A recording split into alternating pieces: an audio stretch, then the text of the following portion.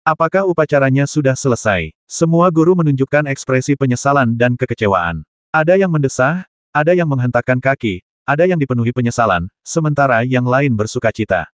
Sementara yang lain masih tenggelam dalam pencerahan mereka, belum terbangun dari tidur mereka. Akan kukatakan padamu. Qin Xianyu mendesah dalam hati, bukan karena berakhirnya upacara, tetapi karena rusaknya fondasinya sendiri dan hilangnya hakikat aslinya. Pengalaman menyaksikan naga dan harimau putih yang sesungguhnya ini telah memberi saya banyak wawasan, dan melalui pengalaman ini, saya memahami semua metode interaksi naga dan harimau yang telah saya pelajari sebelumnya. Saya telah mempelajari 3 metode interaksi naga dan harimau. Selain itu, ada metode lain, yaitu naga dan harimau, tetapi apakah jalur ini dapat mengarah pada kesuksesan masih belum pasti, jadi hanya dihitung sebagai 3 yang pertama. Ketiga metode ini dapat menghasilkan konvergensi naga dan harimau, tetapi semuanya memiliki tingkatan yang berbeda-beda. Metode konvergensi naga dan harimau hanya dapat dipahami melalui pengalaman pribadi. Orang lain hampir tidak dapat menjelaskannya dengan kata-kata, dan hanya dapat memberikan sedikit pengingat. Namun, metode konvergensi naga dan harimau yang cocok untuk Anda mungkin tidak cocok untuk orang lain. Hanya metode yang Anda pahami sendiri yang paling cocok. Awalnya saya berpikir bahwa meskipun Pak Sikong tidak dapat menjelaskan wawasannya tentang konvergensi naga dan harimau, setidaknya beliau dapat memberikan sedikit panduan. Namun, setelah saya memahaminya sendiri, saya menyadari bahwa metode yang berbeda memang berbeda. Mungkin pengingat dan panduannya akan menyesatkan saya. Qin Xianyu memandang Tuan Sikong dan berpikir dalam hati, Wakil Direktur Observatorium Kekaisaran ini telah mengembangkan naga dan harimau selama bertahun-tahun. Beliau memang berpengetahuan luas dan mengetahui kedalaman, benar, dan salahnya segala sesuatu. Karena itu, saya tidak akan memberinya nasihat dengan mudah. Berpikir seperti ini, Qin Xianyu merasa makin menyesal dengan situasinya. Wawasan yang diperoleh dari konvergensi naga dan harimau sudah cukup dengan menemukan 3 jalur, seseorang dapat memasuki ranah konvergensi naga dan harimau. Sayangnya, karena fondasinya rusak, akan sulit untuk membuat kemajuan lebih lanjut dalam beberapa tahun. Jika bukan karena kerusakan pada fondasinya, saat kembali kali ini, dia hanya perlu menjalani masa pengasingan singkat untuk mencapai penyatuan naga dan harimau. Ia sebenarnya mampu melangkah lebih jauh dan menembus alam yang lebih tinggi, tetapi titik ini justru menghambatnya. Ia hanya bisa menekan pikirannya dan fokus memperbaiki fondasinya. Bagi orang biasa, ini sungguh menyiksa, dan bahkan seseorang yang temperamental seperti Qin Xianyu pun tak kuasa menahan rasa sesal. Setelah memikirkannya, ia tersenyum getir pada dirinya sendiri. Ia berpikir, jika aku tidak menerobos di Gunung Tianzun dan menghilangkan penghalang mentalku, aku akan kesulitan untuk maju lebih jauh. Bahkan jika pedang Dao dapat menghancurkan penghalang mental itu, aku masih perlu memadatkan naga dan harimau sendiri, yang masih akan memakan waktu puluhan tahun. Sekarang, dengan merusak fondasiku sendiri, aku telah mampu menaklukkan naga dan harimau. Hanya perlu beberapa tahun lagi untuk memperbaiki fondasiku dan mengisi kembali asal-usulku. Bahkan, aku telah menghemat waktu kultivasi selama puluhan tahun. Apa lagi yang bisa kuinginkan? Dia menggelengkan kepalanya dan menarik napas dalam-dalam. Pikiran yang jernih. Hari-hari ini tampak tenang, tapi sebenarnya aku menjadi sedikit tidak sabar. Jalan menuju kultivasi tidak bisa terburu-buru. Kesuraman di mata Qin Xianyu lenyap, dan hatinya merasa damai. Pada saat ini, Tuan Sikong bertanya, apa yang telah kamu peroleh? Qin Xianyu tersenyum dan berkata, begitu fondasiku kokoh, aku akan mampu memasuki ranah pertemuan naga dan harimau. Mendengar hal itu, tampaklah keheranan di mata Tuan Sikong. Masalah Qin Xianyu saat ini adalah kerusakan pada fondasinya. Setelah fondasinya stabil, ia akan dapat memasuki ranah konvergensi naga harimau. Apakah ini berarti jika fondasinya tidak rusak, ia bisa mencoba konvergensi naga harimau sekarang juga? Tuan Sikong memuji, dari semua orang yang telah menyaksikan naga dan harimau putih yang sesungguhnya, Anda mungkin yang paling diuntungkan. Qin Xianyu menggelengkan kepalanya sedikit. Ia tersenyum dan berkata, para dewa sejati lainnya mungkin tidak kalah denganku, tetapi tidak ada yang tahu apakah pemahaman mereka dalam atau dangkal, atau seberapa banyak manfaat yang telah mereka peroleh.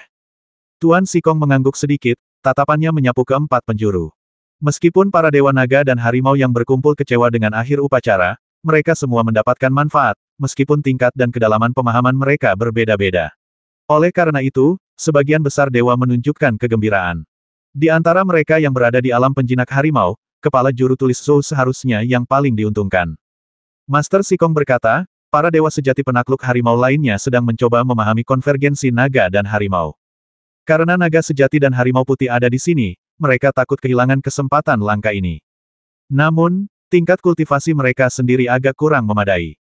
Pemahaman mereka tentang konvergensi naga dan harimau di luar alam penakluk naga cukup mendalam, dan jauh lebih rendah daripada kalian, para kultivator alam penakluk naga dan alam penakluk harimau. Adapun Registrar Zhou, dia tidak mencoba memahami konvergensi naga dan harimau, tetapi hanya mencoba memahami aura dan tekanan naga muda. Menurutku, dia akan mampu memadatkan naga biru ketika dia kembali kali ini, tetapi tidak perlu terburu-buru. Dia akan memadatkannya sekaligus ketika dia yakin dapat menaklukkan naga itu. Qin Xianyu memandang Zhou, sang panitera, dan semakin merasa bahwa panitera ini adalah orang yang teguh dan dapat diandalkan. Ia mampu mengabaikan perasaan pertemuan naga dan harimau, dan hanya melihat naga asli untuk merasakan aura dan kekuatannya. Petugas Zhou sangat gembira, jelas mendapat banyak manfaat. Fu Zhenren lainnya juga menunjukkan kegembiraan. Di mata Qin Xianyu, di antara semua manusia sejati penakluk harimau, Zhou Zubu seharusnya menjadi orang yang paling diuntungkan. Master Sikong berkata, para dewa penjinak harimau ini juga telah merasakan manfaatnya, tetapi dalam hal memadatkan naga biru, panitera Zhou masih unggul. Sedangkan untuk konvergensi naga dan harimau, hal itu masih jauh dan cukup mendalam bagi mereka. Pemahaman mereka saat ini hanyalah setetes air di lautan. Sebagai perbandingan, panitera Zhou lah yang paling diuntungkan. Saya khawatir di antara para dewa naga harimau yang hadir, wawasan dan pencapaiannya hanya kalah dari Anda. Setelah selesai berbicara, Tuan Sikong melirik ke sekeliling ruangan dan berkata dengan tenang, upacaranya sudah selesai, ayo kita pergi sekarang. Pada saat ini, banyak orang sungguhan juga mulai berjalan menuruni gunung satu demi satu. Qin Xianyu, bersama dengan Tuan Sikong dan Zhou Zubu, turun gunung bersama-sama. Sisik naga dan kulit harimau itu, serta darah naga dan harimau, sebenarnya adalah harta karun yang dapat digunakan untuk memurnikan artefak dan pil magis, dan semuanya berkualitas tinggi. Namun, para dewa sejati, mengingat status mereka, tidak mengambilnya. Lagi pula, sisik naga dan darah harimau ini milik gunung naga dan harimau. Meskipun para dewa sejati tidak dilarang mengambilnya, kebanyakan dari mereka terlalu sombong untuk melakukannya. Pada masa lampau, sisik naga dan darah harimau ini dikumpulkan oleh para murid dan biksu pemula Gunung Longhu untuk memurnikan harta karun dan membuat ramuan. Di bawah tanah, terdapat wadah untuk menampung ki dan darah. Qin Xianyu memandang ke pegunungan dan berpikir, sisik naga memang bagus, tetapi darah naga dan darah harimau ini sama-sama merupakan obat yang sangat berkhasiat. Jika seseorang membuka tungku dan memurnikannya menjadi pil, pil tersebut dapat memperkuat ki dan darah seseorang, yang akan sangat bermanfaat bagi tubuh dan fisiknya. Qin Xianyu tidak menyadari bahwa para murid Gunung Longhu telah menyembunyikan wadah untuk menampung darah di bawah tanah. Ia berasumsi bahwa darah akan meresap ke dalam tanah dan terbuang sia-sia, yang menurutnya sangat disayangkan. Tepat pada saat itu, terdengar suara dentuman pelan, dan seluruh Gunung Longhu tampak bergetar 3 kali. Dalam keadaan linglung, seolah-olah ia kembali ke saat Gunung Tianzun berguncang hebat. Qin Xianyu tiba-tiba terkejut dan hendak menghunus pedang Qinglinya. Gunung Longhu jauh lebih megah dan menjulang tinggi daripada Gunung Tianzun, jadi mengapa ia berguncang? Qin Xianyu menahan napas. Semua makhluk abadi menunjukkan ekspresi terkejut dan ragu, lalu berhenti untuk melihat ke belakang.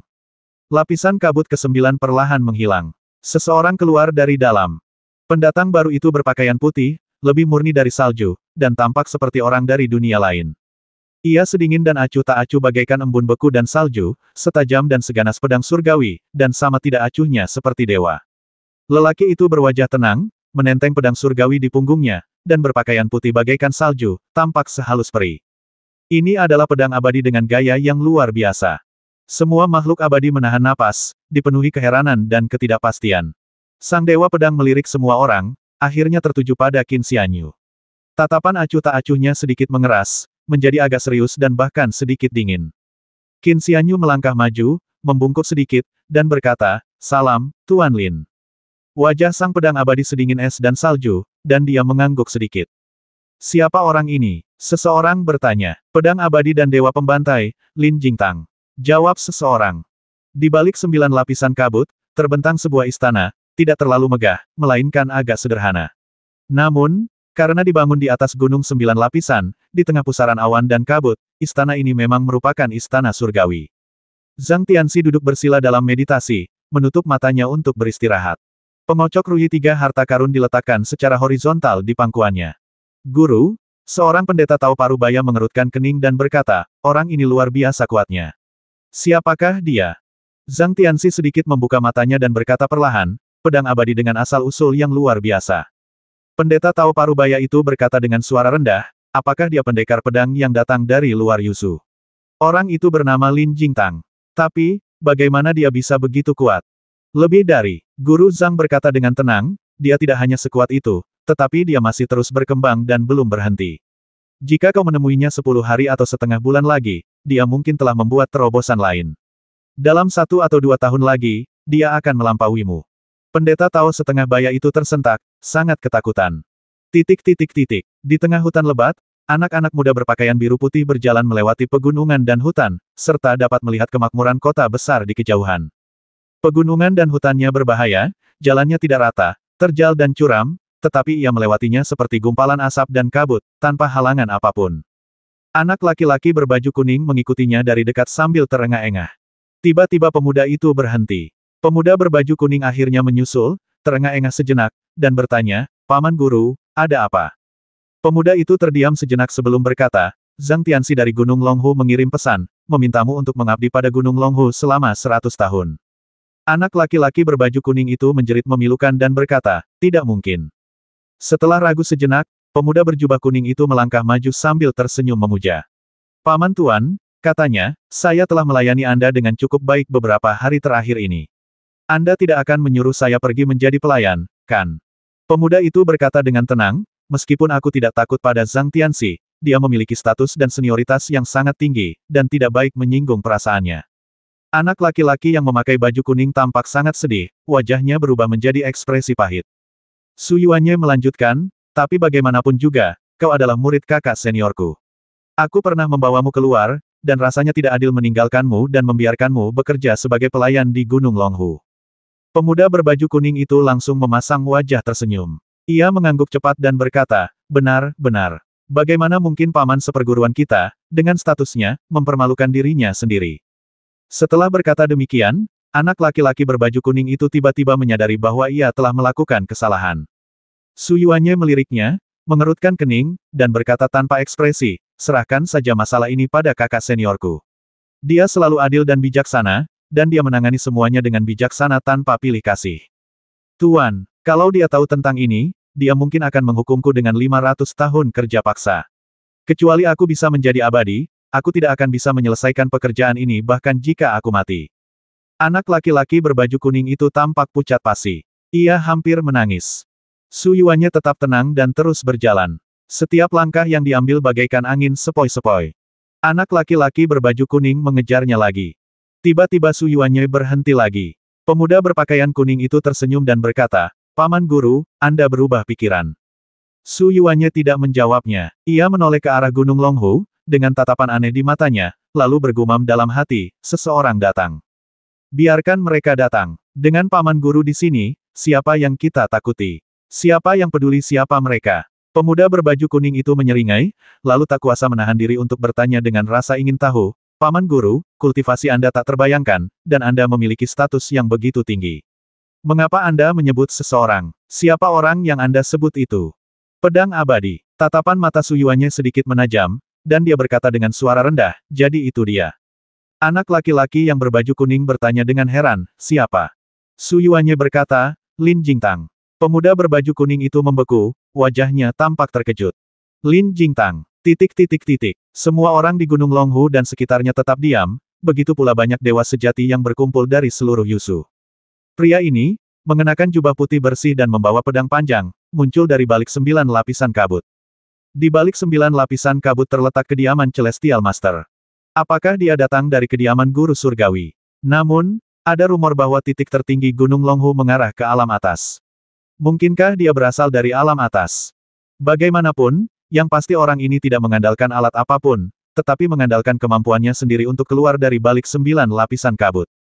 Dewa pedang abadi ini, yang dikenal sebagai Dewa Pembantaian, setidaknya berada di puncak alam naga harimau, memiliki kultivasi sub emas 9 inci dan ramuan giok.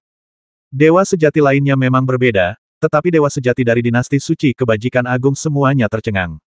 Bahkan Master Sikong pun agak tercengang. Lin Jingtang mengalihkan pandangannya dari Qin Xianyu dan berkata dengan tenang, turunlah gunung.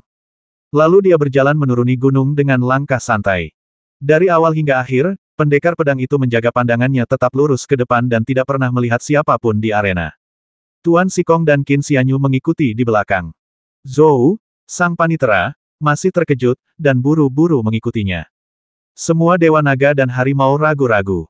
Melihat dia akan pergi, beberapa dari mereka tak kuasa menahan rasa ingin tahu dan menghalangi jalannya, sambil berkata, "Tunggu, ada yang ingin kukatakan."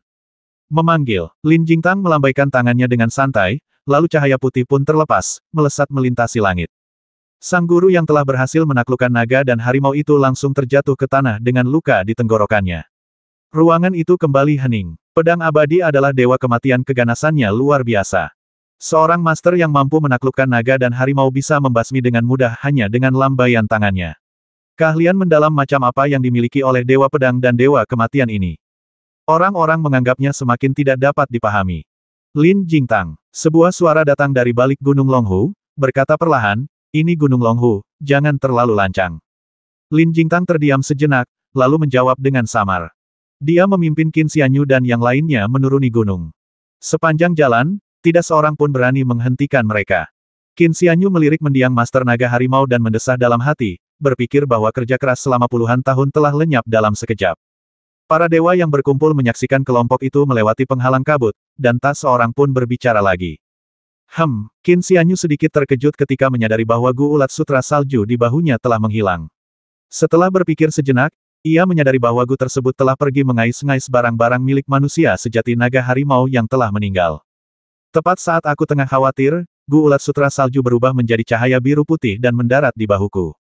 Di belakang mereka, terdengar suara mendengung saat cacing Gu membawa sejumlah harta ajaib dan ramuan melewati penghalang kabut, namun terhalang olehnya. Qin Xianyu melepas token itu dan melemparkannya ke belakang. Dengan bantuan token itu, banyak cacing Gu akhirnya berhasil melewati penghalang kabut, menghampiri tubuhnya, dan bersembunyi di dalam kantong cacing Gu. Dengan token di tangan, Qin Xianyu segera mengikuti di belakang Tuan Sikong, melewati lapisan kabut berikutnya. Setelah melewati kabut, kami tiba di kaki gunung.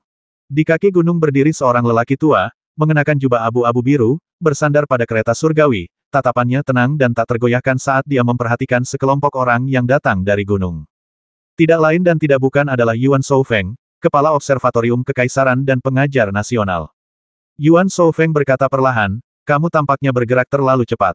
Lin Jingtang tetap diam. Yuan Shoufeng telah mengenalnya selama puluhan tahun dan sangat memahami temperamennya, jadi ia tidak marah.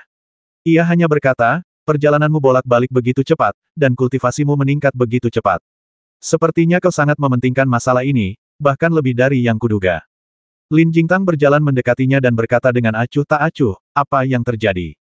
Keduanya tampak berbicara tentang hal yang berbeda, masing-masing berbicara kepada diri sendiri. Qin Xianyu dan Zhou Zubu tidak dapat memahaminya, hanya Tuan Sikong yang dapat menebaknya dengan samar. Di Gunung Tianzun, ia bertarung dengan Dewa Gai. Dalam proses penundukan naga dan harimau, an-an dalamnya rusak, mengakibatkan terkurasnya sumber dan hancurnya fondasi. Pada akhirnya, dengan satu kata saja, badai mereda, dan Dewa Gai dipenggal di Gunung Tianzun. Lin Jingtang terdiam cukup lama sebelum akhirnya berkata, "Aku ingin membawanya pergi." Yuan Shoufeng berkata, "Selama dia bersedia, aku tentu tidak akan menghentikanmu." Semua mata tertuju pada Qin Xianyu.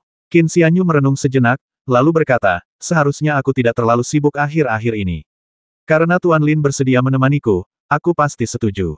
Lin Jingtang mengangguk ringan dan berkata, "Jika ada hal lain yang perlu kau katakan padaku, lakukanlah secepatnya."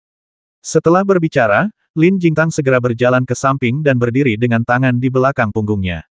Setelah Lin Jingtang pergi, Yuan Shoufeng dengan santai melemparkan sesuatu dan berkata, "Apa yang kau cari ada di sini?" Qin Xianyu mengambilnya dan mendapati itu adalah sepotong batu giok putih, yang membuatnya sangat bingung. Yuan Shoufeng berkata, "Di dalamnya terdapat aura dan penampilan Dewa Bumi Gudao dari masa lalu, serta aura dan penampilan murid-muridnya."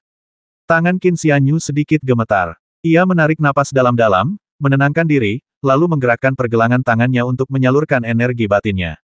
Energi sejati mengalir kembali dari batu giok putih, membentuk gambar di dalam tubuh. Ia adalah seorang pria parubaya, mengenakan jubah biru, dengan ikat pinggang hitam di pinggangnya dan sepatu rami di kakinya. Ia berdiri dengan tangan di belakang punggung, memancarkan aura dingin dan acuh tak acuh, serta memiliki aura yang mengesankan. Ia tidak menyerupai makhluk abadi di bumi, melainkan seorang dewa, agak kasar dan agung. Aura yang mengesankan itu bagaikan gunung yang menjulang di depan, membuat orang sulit bernapas. Kekuatan seorang dewa berada di luar jangkauan manusia biasa, bahkan seorang dewa naga harimau akan kesulitan menahannya. Inilah guru sihir Gu. Ia pernah tinggal di Gunung Tianzun. Guru inilah yang menginspirasi Dewa Gai untuk mulai mempelajari sihir Gu. Murid guru inilah yang melepaskan racun Gu di dinasti suci kebajikan agung, menewaskan ratusan orang. Qin Xianyu tetap tanpa ekspresi, menyalurkan pedang daunnya untuk melenyapkan aura dan penampilan pria parubaya itu, seketika menghilangkan aura penindasan dalam dirinya. Saat berikutnya, Qin Xianyu menuangkan energi sejatinya ke dalam batu giok. Energi vital kembali dari batu giok dan membentuk potret lain. Ini seorang pria muda, usianya sekitar 27 atau 28 tahun, berpenampilan biasa saja, tetapi bertubuh ramping. Ia memiliki aura feminin, tetapi juga sedikit arogan. Qin Xianyu bergumam pada dirinya sendiri, apakah ini orang yang membasmi orang tuaku? Dengan pedang dao yang ada di tangannya, bayangan pemuda itu pun musnah sekali lagi. Qin Xianyu meletakkan batu giok itu di jubahnya. Di masa depan, setiap kali ia memasukkan energi sejatinya ke dalamnya, batu itu akan membentuk sebuah gambar saat kembali ke tubuhnya, mengungkapkan aura dan penampilan kedua individu tersebut. Menurut naga emas dao api vakum, jika ia naik ke alam abadi dan menemukan perbatasan yang terpencil, ia dapat menggunakan batu giok ini sebagai panduan, dengan bantuan catatan pengamatan perbatasan, untuk melacak identitas, asal-usul, dan asal-usul kedua individu tersebut. Kau harus menerima ini dengan saksama, kata Yuan Shoufeng. Benda ini sangat langka. Aku sudah berusaha keras untuk menyimpan aura dan kekuatan Master Gu Dao itu di dalamnya. Konon, penampakan makhluk abadi tidak bisa dilukis oleh orang biasa. Hanya mereka yang memahami seluk-beluk seni yang berhak melukis rupa mereka, jika tidak, mereka akan dihukum oleh surga. Aura dan kekuatan mereka tak terlukiskan. Master Gu Dao ini sebanding dengan seorang dewa bumi tahu aura dan kekuatan mereka bagaikan gunung, sungguh luar biasa. Menghafalnya saja sudah luar biasa, tetapi menampilkan kekuatan dewa bumi seperti itu, dan menyimpannya di dalam batu giok, jauh lebih sulit. Potongan batu giok putih ini merupakan harta karun tersendiri, jika tidak, bagaimana mungkin ia dapat menahan kekuatan dewa bumi tanpa hancur. Qin Xianyu menerima batu giok itu dan membungkuk dengan rasa terima kasih. Qin Xianyu semakin takjub dengan Yuan Shoufeng. Kemampuan Yuan Shoufeng untuk menahan kekuatan seorang dewa surgawi dengan begitu mudahnya sungguh luar biasa. Namun, mengingat bahwa kepala observatorium kekaisaran ini pernah mengusir guru Gu Dao tersebut, Qin Xianyu pun mengurungkan niatnya untuk melihat Yuan Shoufeng. Orang itu sangat terampil. Dia punya 100.000 cacing Gu yang menutupi langit dan matahari. Mereka 1000 kali lebih kuat daripada ular darah terbang dan lebah dewa bersayapmu. Yuan Shoufeng berkata perlahan, kau juga sangat paham tentang cacing Gu. Cacing-cacing ini dirancang khusus untuk menembus ki pelindung dan juga sangat beracun. Satu sengatan saja sudah cukup untuk membasmi seseorang. Ada 100.000 cacing Gu di tubuhnya, yang terdiri dari 6 jenis, tapi aku tidak tahu asal-usulnya. Qin Xianyu menahan napasnya sedikit. Tuan Xikong dan Zhou, panitera, sudah mengetahui masalah ini, dan mereka juga terkejut pada saat itu. 100.000 cacing Gu, siapa yang bisa menahannya? Yuan Shoufeng berkata dengan tenang, selain itu, ia juga memiliki 3 cacing Gu di tubuhnya, yang paling kuat adalah cacing hitam. Salah satunya adalah cacing hitam dengan karapas hitam yang sangat padat sehingga sulit dihancurkan bahkan dengan teknik dao tingkat puncak alam naga dan harimau, dan juga sangat beracun. Yang satunya lagi disebut Dewa Raja Azure. Cacing panjang tanpa karapas, kulitnya biru muda, lembut namun sangat kuat, dan mudah menangkis serangan. Cacing ini tampaknya tidak beracun. Setidaknya saat aku melawannya, aku merasa ia tidak beracun, tetapi tetap saja ia sangat ganas, bahkan beberapa kali lebih kuat daripada kumbang hitam itu. Yang terakhir adalah ular merah. Yuan Shoufeng berkata, ular merah ini panjangnya sekitar 30 cm dan setebal ibu jari. Biasanya ia hanyalah ular kecil yang tidak mencolok dengan aura yang lemah, tidak berbeda dengan ular biasa.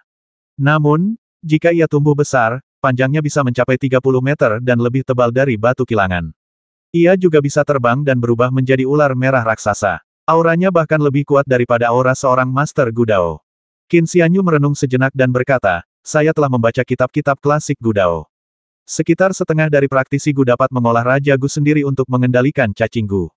Beberapa orang bahkan lebih mementingkan cacing Gu daripada diri mereka sendiri. Oleh karena itu, ada banyak kasus di mana cacing Gu lebih kuat daripada diri mereka sendiri. Ketiga cacing Gu ini kemungkinan besar adalah 3 Raja Gu di tubuhnya. Bahkan Raja Gu saja langka, tetapi Master Gu Dao di tingkat bumi abadi itu adalah makhluk ilahi, dan tidak dapat dinilai dengan standar biasa. Meskipun cacing Gu berkepala 3 itu menakjubkan, rasanya tidak aneh bagi seseorang di tingkat bumi abadi. Tuan Sikong berseru takjub, mereka yang mengolah teknik Gu mengandalkan banyaknya cacing Gu yang mereka miliki, atau bahkan keberadaan Raja Gu, yang berarti mereka memiliki banyak sekali pembantu. Menurut apa yang Anda katakan, orang ini memiliki 3 Raja Gu di tubuhnya, yang semuanya kemungkinan berada di tingkat Dewa Bumi. Bahkan 100.000 cacing Gu pun akan sulit untuk menahannya. Selain itu, dia sendiri adalah seorang Master Gu Dao, jadi tingkat keahliannya mungkin tidak kalah dengan beberapa Dewa Bumi yang bekerja sama. Yuan Shoufeng mengangguk sedikit, menunjukkan persetujuannya dengan apa yang dikatakan Tuan Sikong. Baik Qin Xianyu maupun Zhou Zubu berhenti sejenak dalam napas mereka. Master sihir Gu ini tidak kalah kuat dari gabungan beberapa Dewa Bumi, namun Yuan Shoufeng berhasil menangkisnya. Sungguh menakjubkan. Seni racun Gu tidak lain hanyalah metode sesat dan tidak lazim. Tatapan Lin Jingtang acuh tak acuh. Ia berkata, Dao cacing Gu adalah hal eksternal. Ia tidak dapat meningkatkan kultivasi seseorang. Ia hanya dapat dianggap sebagai artefak magis alternatif, teknik bertarung, bukan metode keabadian, dan tidak membawa banyak manfaat bagi diri sendiri. Namun, sekuat apapun teknik bertarung semacam ini, bagaimana ia dapat dibandingkan dengan kekuatan supernatural Taois yang datang seiring dengan peningkatan kultivasi, atau dengan kemampuan kita yang mengolah pedang abadi untuk menembus semua hukum dengan satu tebasan pedang. Qin Xianyu mengangguk pelan. Lebah dewa bersayap dan cacing Gu lainnya di sampingnya selalu diperintah oleh Gu Ulat Sutra Salju. Pertumbuhan cacing Gu ini juga di bawah kendali Gu Ulat Sutra Salju, mencari peluang di dunia luar. Qin Xianyu sendiri belum pernah membudidayakan cacing Gu. Sekalipun seseorang mengolah cacing Gu hingga tingkat yang kuat, itu tidak bermanfaat bagi dirinya sendiri.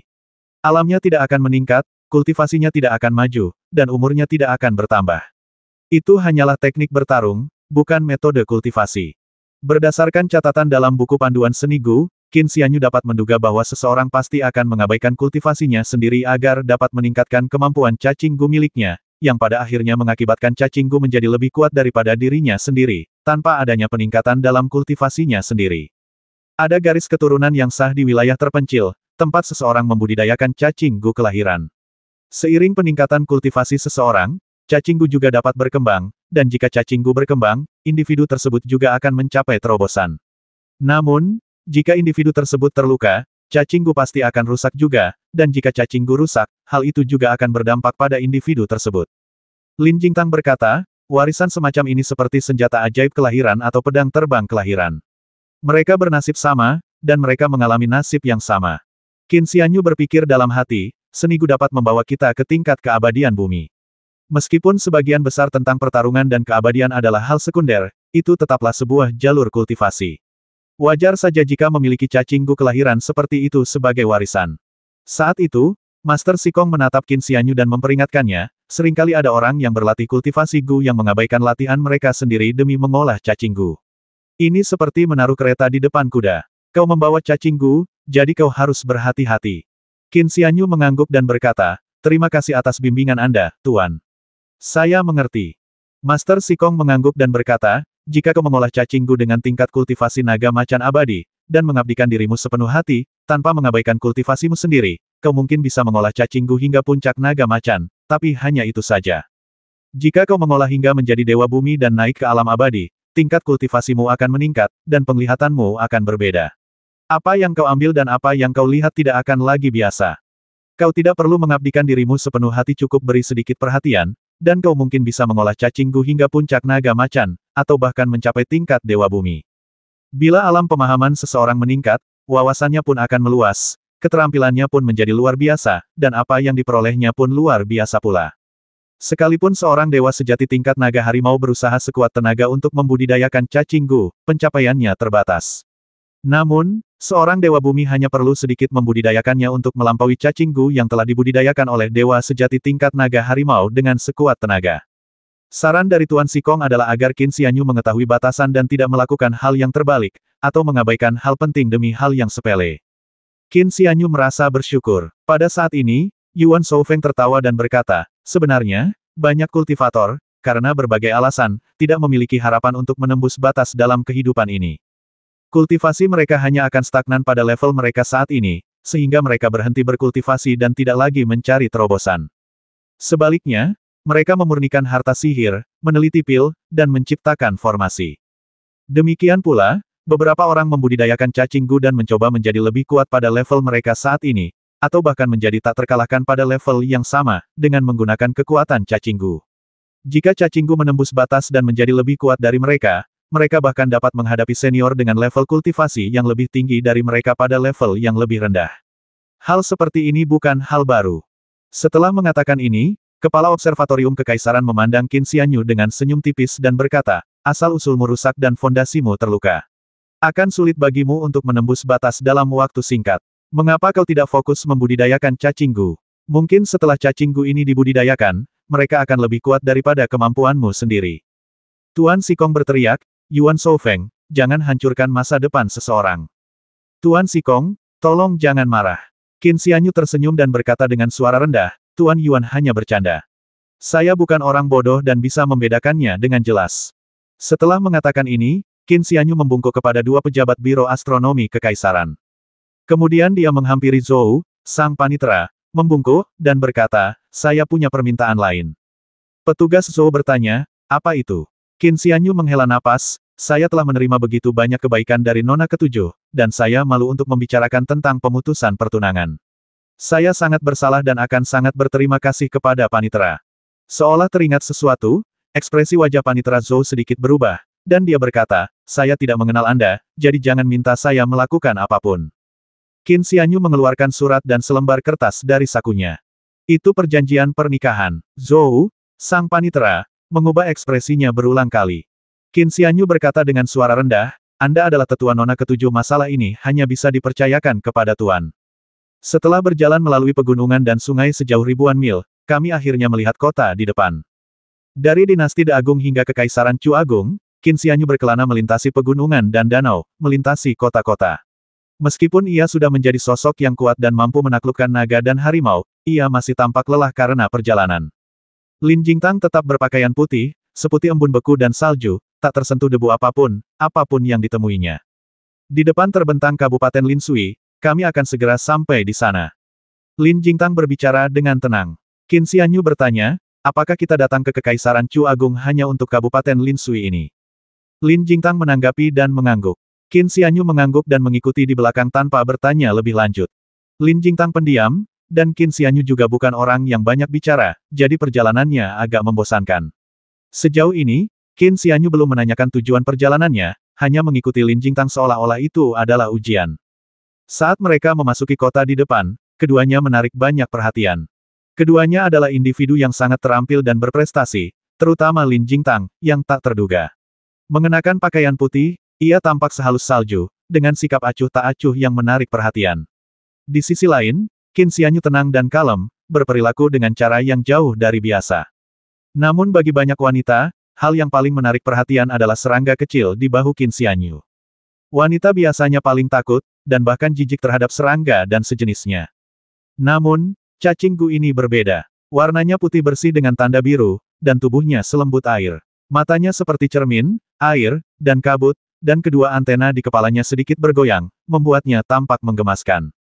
Pendeta Tao muda ini, seseorang memanggilku. Qin Xianyu menoleh. Ternyata itu adalah seorang pria parubaya. Dilihat dari pakaiannya, kemungkinan besar dia seorang kepala pelayan. Pelayan itu membungkuk dan berkata, Nyonya sangat menyayangi anak kecil di bahu pendeta Tao itu. Saya ingin tahu apakah pendeta Tao muda itu bersedia berpisah dengannya. Qin Xianyu sedikit terkejut. Pelayan itu sepertinya teringat sesuatu dan berkata, Tuanku adalah pejabat tinggi tingkat 2 di istana, menjabat sebagai wakil menteri Kementerian Ritus. Jika pendeta Tao muda ini bersedia memberikan benda kecil ini kepada Nona, dia pasti akan memberinya hadiah yang sangat besar. Qin Xianyu tertegun cukup lama sebelum menyadari apa yang telah terjadi. Ia menoleh. Gu ulat sutra salju itu menggemaskan dan sempat memejamkan mata, tertidur lelap. Ia menggelengkan kepala dalam hati, lalu menatap pelayan itu dan tersenyum. Pendeta Tao yang rendah hati ini tidak butuh imbalan. Ekspresi kepala pelayan berubah, lalu ia berkata, Tuan, silakan sebutkan harganya. Istri saya bersedia membayar berapapun perak untuk membelinya. Qin Xianyu berkata, tolong beritahu istrimu bahwa ulat sutra salju ini bukan komoditas untuk diperdagangkan. Aku tidak akan menyerahkannya kepada siapapun. Maafkan aku. Kepala pelayan itu menghentakkan kakinya, merasa kesal dan kecewa, lalu akhirnya pergi dengan rasa menyesal. Tak lama kemudian, seorang pembantu lain datang berlari, keringat membasahi hidungnya. Pelayan muda itu melirik Gu ulat sutra salju, semburat kegembiraan terpancar di wajahnya, sebelum berkata kepada Qin Xianyu, "Taois yang terhormat, nona muda saya sangat menyayangi anak kecil ini. Saya ingin tahu apakah Anda bisa." Butuh banyak bujukan untuk menolak dengan sopan, dan pembantu itu pergi dengan enggan. Qin Xianyu tampak sedikit terkejut. Ia menoleh ke arah Gu Ulat Sutra Salju, ekspresinya agak aneh. Gu Ulat Sutra Salju ini jarang muncul di depan umum, tetapi ia tidak terlalu tertutup. Orang-orang telah melihat penampilannya sebelumnya. Meskipun cukup enak dipandang, situasi seperti ini belum pernah terjadi sebelumnya. Mungkinkah hal ini ada hubungannya dengan kecenderungannya untuk tidur nyenyak akhir-akhir ini?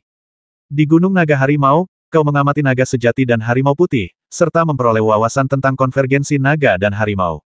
Cacing Gu kecil ini juga mendapatkan keuntungannya sendiri. Lin Jingtang terus menatap jalan di depan dan terus berjalan tanpa henti. Ia berkata dengan tenang, kebanyakan cacing Gu itu ganas. Semakin ganas mereka, semakin kuat racunnya, dan semakin kuat pula mereka. Namun, cacing Gumu telah menahan keganasannya dan secara bertahap menunjukkan tanda-tanda kembali ke sifat aslinya. Ia telah banyak mendapatkan manfaat di Gunung Longhu. Setelah tidur selama 2 hari terakhir, keganasannya telah berkurang drastis dan auranya menjadi lebih lembut, sehingga memudahkan orang untuk mendekatinya. Qin Xianyu tiba-tiba menyadari bahwa ia harus menggendong Gu Ulat Sutra Salju, tetapi beberapa hari terakhir ini, Gu Ulat Sutra Salju hanya suka berbaring di bahunya dan tidak mau merangkak ke dalam pelukannya, yang mungkin berkaitan dengan kondisi tidurnya. Qin Xianyu tidak ingin melakukan perubahan yang gegabah. Tiba-tiba terdengar beberapa suara tajam. Itu suara peluit. Ulat Sutra Salju Gu bergerak sedikit. Lin Jingtang tetap tanpa ekspresi dan berjalan perlahan. Qin Xianyu menoleh untuk melihat bahunya. Saat peluit berbunyi, Ulat Sutra Salju Gu memutar tubuhnya lagi. Peluit terus berbunyi. Gu Ulat Sutra Salju tampak semakin gelisah, perlahan membuka matanya. Matanya yang seperti cermin dan berkabut tampak agak bingung. Qin Xianyu mengingat catatan dalam buku tentang teknik Gu memanggil Gu. Ini adalah teknik rahasia yang legendaris. Seni rahasia semacam ini tidak ada di dunia fana, melainkan hanya dalam legenda. Konon, seni rahasia ini dapat mengendalikan burung dan binatang buas, semut, dan serangga. Jika kultivasi seseorang cukup tinggi, seseorang bahkan dapat mengendalikan cacing Gu untuk digunakan sendiri. Jika keterampilan seseorang dalam seni rahasia pemanggilan Gu cukup mendalam, seseorang bahkan dapat merebut cacing Gu milik orang lain dan mengendalikannya. Gu Ulat Sutra Salju secara alami memiliki kemampuan serupa. Di Gunung Tianzun, Gu Ulat Sutra Salju berhasil menangkap ular darah terbang milik Dewa Gai dan menggunakannya untuk menghadapi Dewa Gai. Buku panduan seni Gu di Gunung Tianzun tidak terlalu rinci tentang teknik rahasia semacam ini, dan bahkan tidak diketahui apakah teknik rahasia semacam itu ada. Bagaimana kita bisa bertemu praktisi Gu seperti itu di Dacu? Teknik rahasia semacam ini seharusnya tidak ada di dunia fana. Qin Xianyu sedikit mengernyit, dan setelah berpikir lebih jauh, ia menyadari bahwa teknik pemanggilan Gu ini tidak terlalu kuat, tampaknya hanya mampu menangkap cacing Gu tingkat rendah. Bagi Gu Ulat Sutra Salju, teknik ini hanya cukup berisik, membangunkannya dari tidur nyenyaknya. Setelah hening sejenak, Qin Xianyu mengabaikannya dan mengikuti Lin Jingtang. Peluit berbunyi semakin keras. Si Ulat Sutra Salju Gu akhirnya terbangun oleh suara itu, dan kebingungan di matanya menghilang, digantikan oleh rasa jengkel. Qin Xianyu mengerutkan kening, tetapi masih mengikuti di belakang Lin Jingtang. Lin Jingtang berjalan perlahan dan hati-hati. Pemilik peluit itu tampaknya sangat menghargai Ulat Sutra Salju Gu dan tidak mau menyerah, dan perlahan-lahan mendekat. Peluit itu berbunyi makin lama makin keras. Namun, Gu Ulat Sutra Salju memiliki kualitas yang sangat tinggi, tidak seperti cacing Gu biasa. Terlebih lagi, ia telah berada di dalam tubuh Qin Xianyu sejak telur, dipelihara oleh Qi primordial bawaan, dan juga telah menyerap Qi dan darah Qin Xianyu. Ia tumbuh bersama Qi dan darah sejati Qin Xianyu, dan hubungannya dengan Qin Xianyu sangatlah luar biasa. Belum lagi peluit orang ini, bahkan Master Gu Dao di tingkat bumi abadi saat itu tidak dapat mengambil Gu Ulat Sutra Salju dari Qin Xianyu. Namun pria itu masih belum menyerah. Peluit sudah dibunyikan di depan.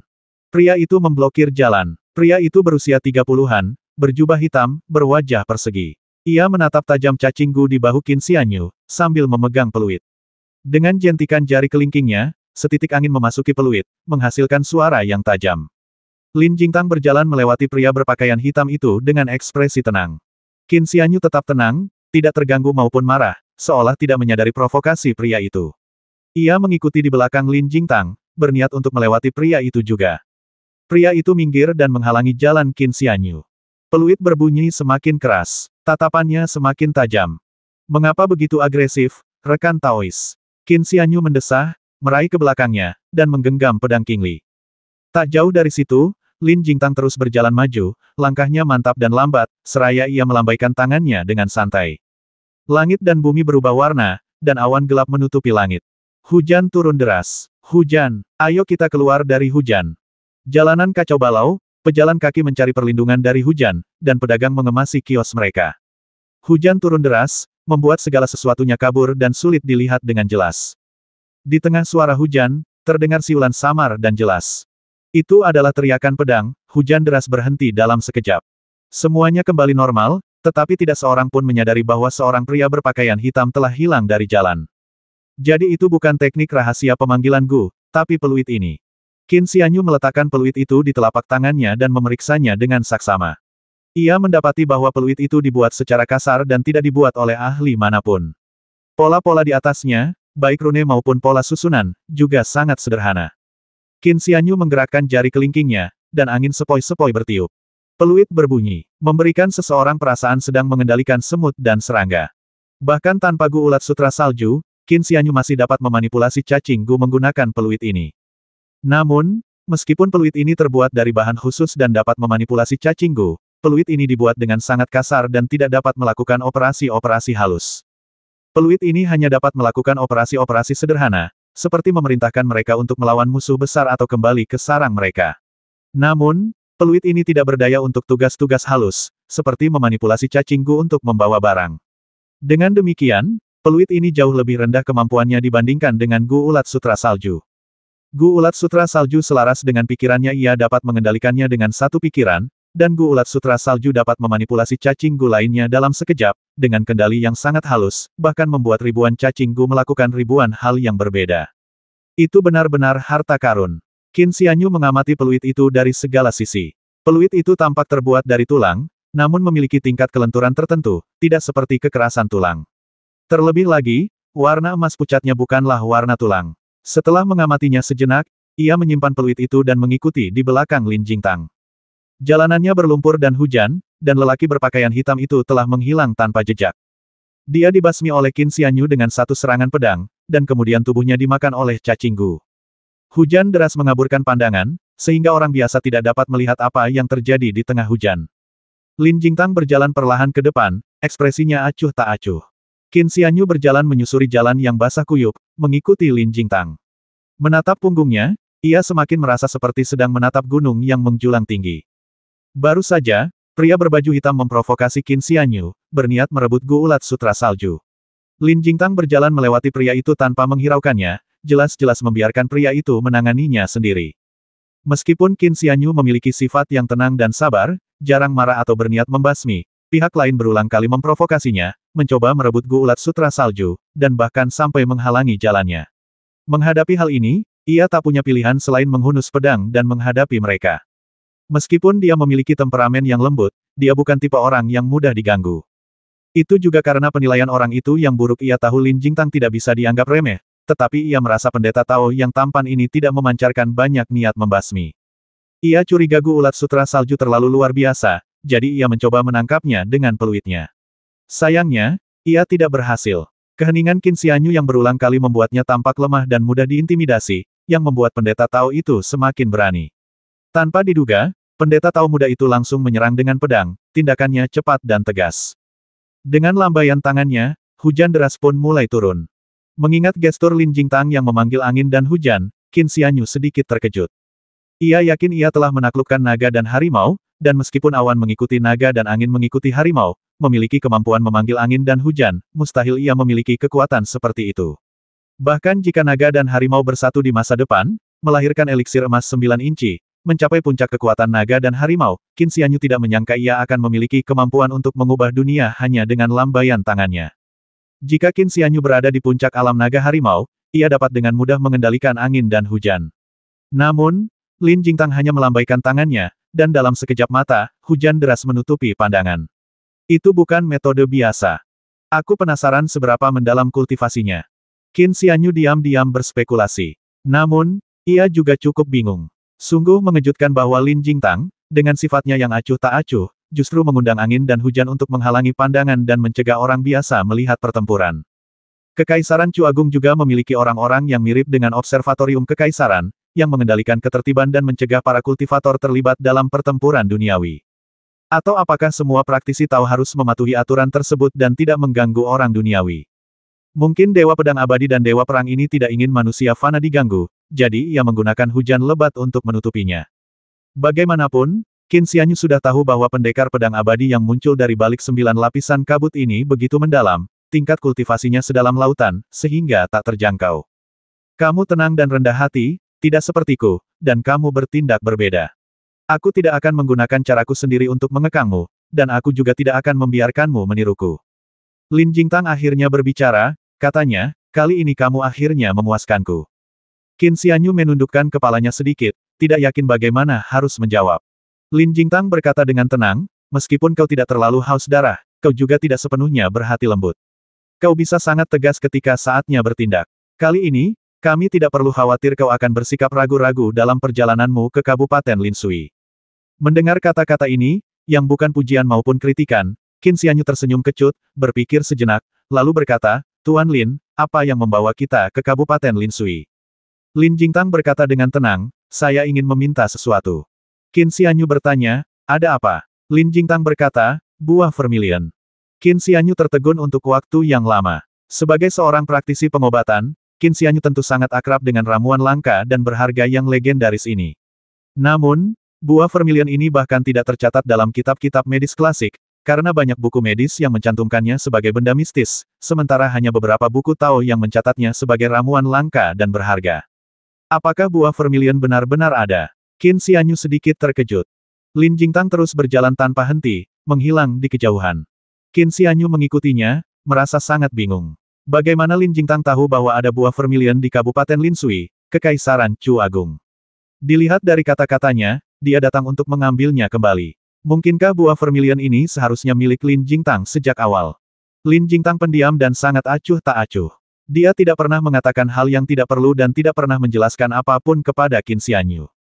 Qin Xianyu merasa ragu, tetapi dia tidak mengatakan apa-apa dan hanya mengikuti dengan tenang di belakang.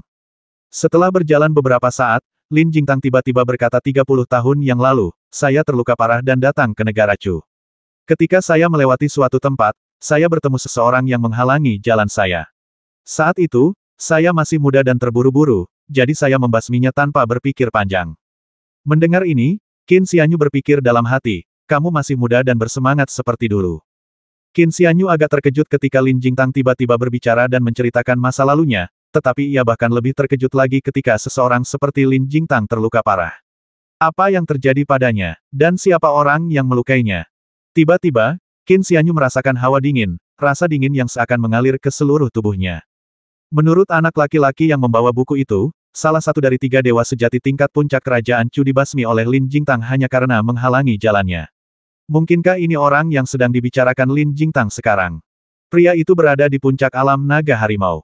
Ia memiliki eliksir emas 9 inci, kandidat potensial untuk berkultivasi ke tingkat abadi bumi dan naik ke alam atas. Bagaimana mungkin Lin Jingtang bisa begitu mudah membasmi sosok seperti itu? Dan saat itu, Lin Jingtang masih terluka parah dan berkeliaran di kerajaan Chu.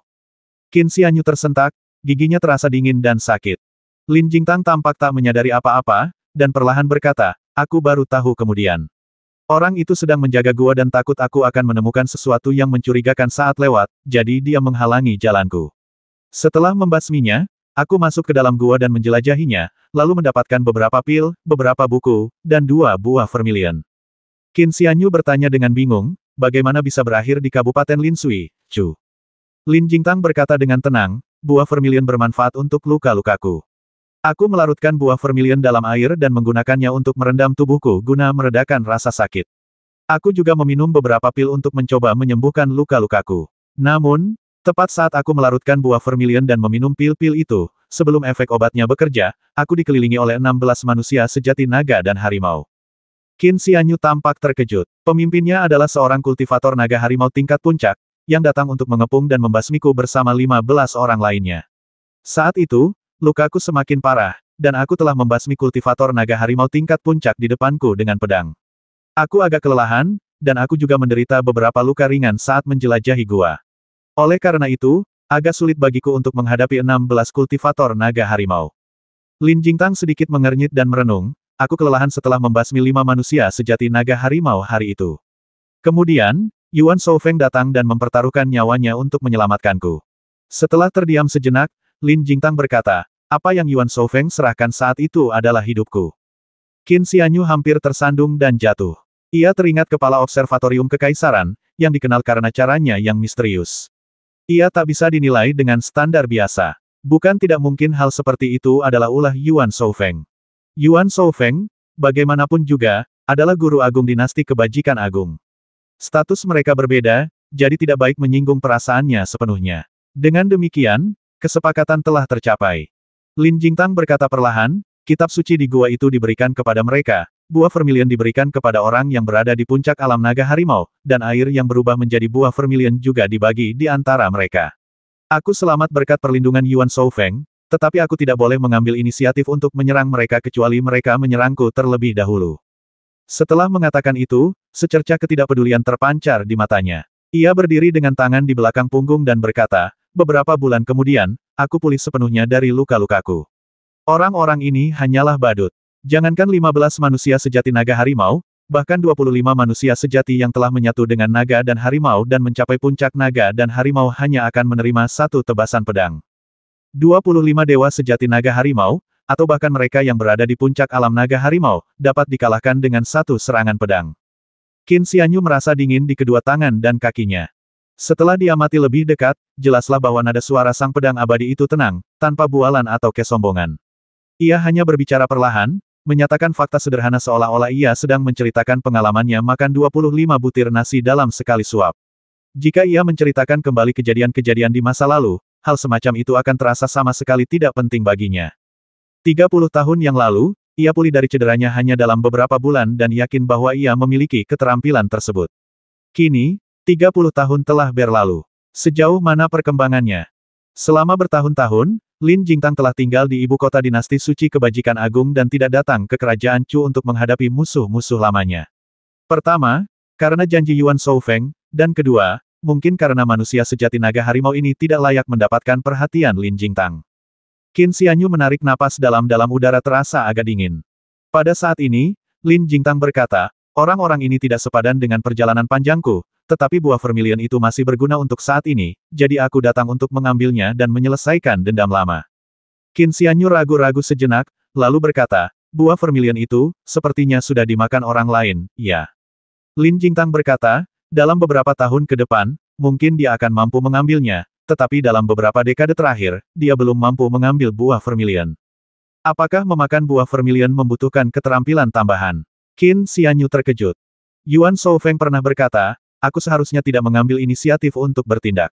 Meskipun janji-janji ini hanya omong kosong, Yuan Shoufeng telah menyelamatkan hidupku dengan janji ini, jadi aku harus menepatinya. Lin Jingtang berkata, kali ini, kau akan bertindak. Pancing saja dia untuk bertindak, dan aku akan membasminya. Qin Xianyu langsung terkejut. Lin Jingtang telah melangkah maju. Qin Xianyu segera mengikuti dan berkata, biarkan aku memancingnya keluar. Lin Jingtang menjawab. Qin Xianyu kemudian bertanya, siapa orang itu? Lin Jingtang menatap ke depan dan berkata dengan tenang, Lu Ye. Lu Ye, satu-satunya manusia sejati puncak naga harimau yang tersisa di negara Chu. Dari 3 mantan guru tingkat puncak, hanya dia yang tersisa. Dikatakan bahwa orang ini telah menemukan rahasia jalan ramuan emas dan diharapkan dapat berkultivasi menjadi dewa bumi dan naik ke alam atas. Kabupaten Linsui. Penduduk setempat mungkin tidak mengetahui nama Kaisar Chu, tetapi mereka semua tahu bahwa tuan tua keluarga Lu bernama Lu Ye. Bagi orang biasa, keluarga Lu luar biasa kaya dan berkuasa, telah membangun kerajaan mereka selama ratusan tahun, menjadikan mereka tiran lokal di daerah Linsui. Namun berbeda di mata seorang praktisi Tao. Pengaruh keluarga Lu di dunia fana hanyalah lelucon di mata para kultivator. Namun, kekuatan sejati terletak pada lebih dari 20 kultivator di antara lebih dari 10.000 anggota keluarga Lu. Dengan sekitar 20 kultivator ini, mereka dapat dianggap sebagai klan kultivasi yang kuat. Kepala keluarga Lu, bernama Lu Ye, adalah manusia sejati naga harimau. Ia telah mencapai kultivasi Taois penyatuan naga dan harimau, melahirkan ramuan emas 9 inci. Ia adalah satu-satunya kultivator puncak naga harimau di kerajaan Chu. Keluarga kultivator yang hanya beranggotakan 20 orang ini naik ke jajaran sekte teratas di kerajaan Chu justru karena Lu Ye, kultivator terkuat di kerajaan itu. Hari ini adalah hari pernikahan tuan muda kedua keluarga Lu, dan keluarga Lu mengadakan perjamuan besar. Bagi orang biasa, pesta pernikahan megah untuk tuan muda kedua keluarga Lu sudah menjadi hal yang biasa. Namun, beberapa anggota keluarga yang lebih tua menyadari sesuatu yang tidak biasa. Upacara pernikahan tuan muda kedua ini tampak lebih mewah daripada upacara pernikahan ketika kepala keluarga Lu saat ini naik tahta. Tentu saja, orang biasa hanya tahu bahwa pesta keluarga Lu sangat megah, tetapi mereka tidak dapat membedakan mana yang lebih mewah. Mereka hanya tahu bahwa pestanya sangat megah dan meriah. Beberapa orang yang cerdas menyadari adanya penipuan dan mengetahui bahwa hal ini melanggar aturan. Namun, mereka yang mengolah tahu juga memiliki beberapa keraguan. Semua orang tahu bahwa tuan muda kedua dari keluarga Lu ini adalah orang yang paling menonjol di keluarga Lu pada generasi ini, dan sangat dicintai oleh tuan tua Lu, tetapi upacara pernikahannya agak terlalu megah. Konon katanya sebagian besar Dewa Naga dan Harimau Chu telah datang ke Kabupaten Linsui untuk memberi selamat kepada keluarga Lu. Sehebat atau semuda apapun tuan muda kedua keluarga Lu, ia hanyalah ibel bumi yang baru terbentuk. Bagaimana mungkin ia layak membuat para dewa sejati naga dan harimau memandangnya dengan mata baru dan datang untuk memberi selamat? Tuan, seorang pemuda berkata dengan nada tidak puas, Anda adalah manusia sejati naga harimau, dan Anda datang dari jauh demi tuan muda kedua keluarga Lu, yang hanya berada di level ibel bumi. Bagaimana mungkin dia menerima ini? Jika tuan tua Lu yang menikah, itu akan lebih tepat. Pria tua di sampingnya terkekeh dan berkata, tuan muda kedua dari keluarga Lu sungguh luar biasa. Dia telah menjadi disabahkan sebelum berusia 20 tahun dan sangat dicintai oleh tuan tua Lu, jadi upacara pernikahannya cukup megah. Tapi upacara ini hanyalah dalih. Anak lelaki itu bertanya dengan heran, kamu tidak datang ke sini untuk menghadiri pernikahan. Pria tua itu menggelengkan kepala dan berkata, meskipun tuan muda kedua Lu sangat populer, upacara pernikahannya terlalu megah, sampai-sampai mengejutkan. Fakta bahwa tuan tua Lu bahkan secara pribadi mengirimkan undangan kepada banyak orang membuat masalah ini berbeda. Anak laki-laki itu berkata, wajar saja jika tuan tua Lu mengirimkan undangan ke pernikahan cicitnya.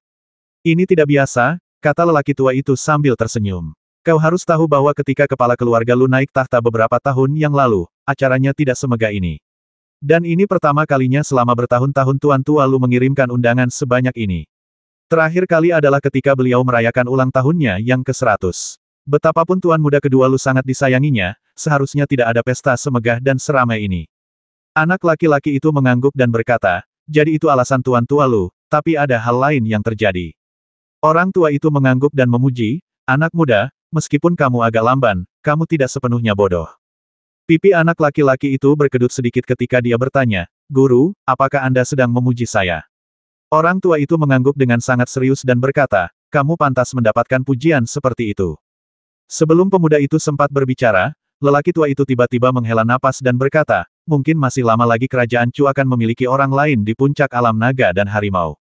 Sekarang, karena tidak ada guru sejati di puncak alam naga dan harimau, situasi kerajaan Chu sedang tidak baik. Anak laki-laki itu bertanya dengan bingung, mungkinkah tuan tua Lu sudah meninggal? Bodoh, aku baru saja memujimu, dan kau sudah begitu mudah puas. Pria tua itu menamparnya dan berkata dengan marah, umur tuan tua Lu masih cukup panjang, tapi... Setelah terdiam sejenak, lelaki tua itu mendesah, dia akan mencapai keabadian.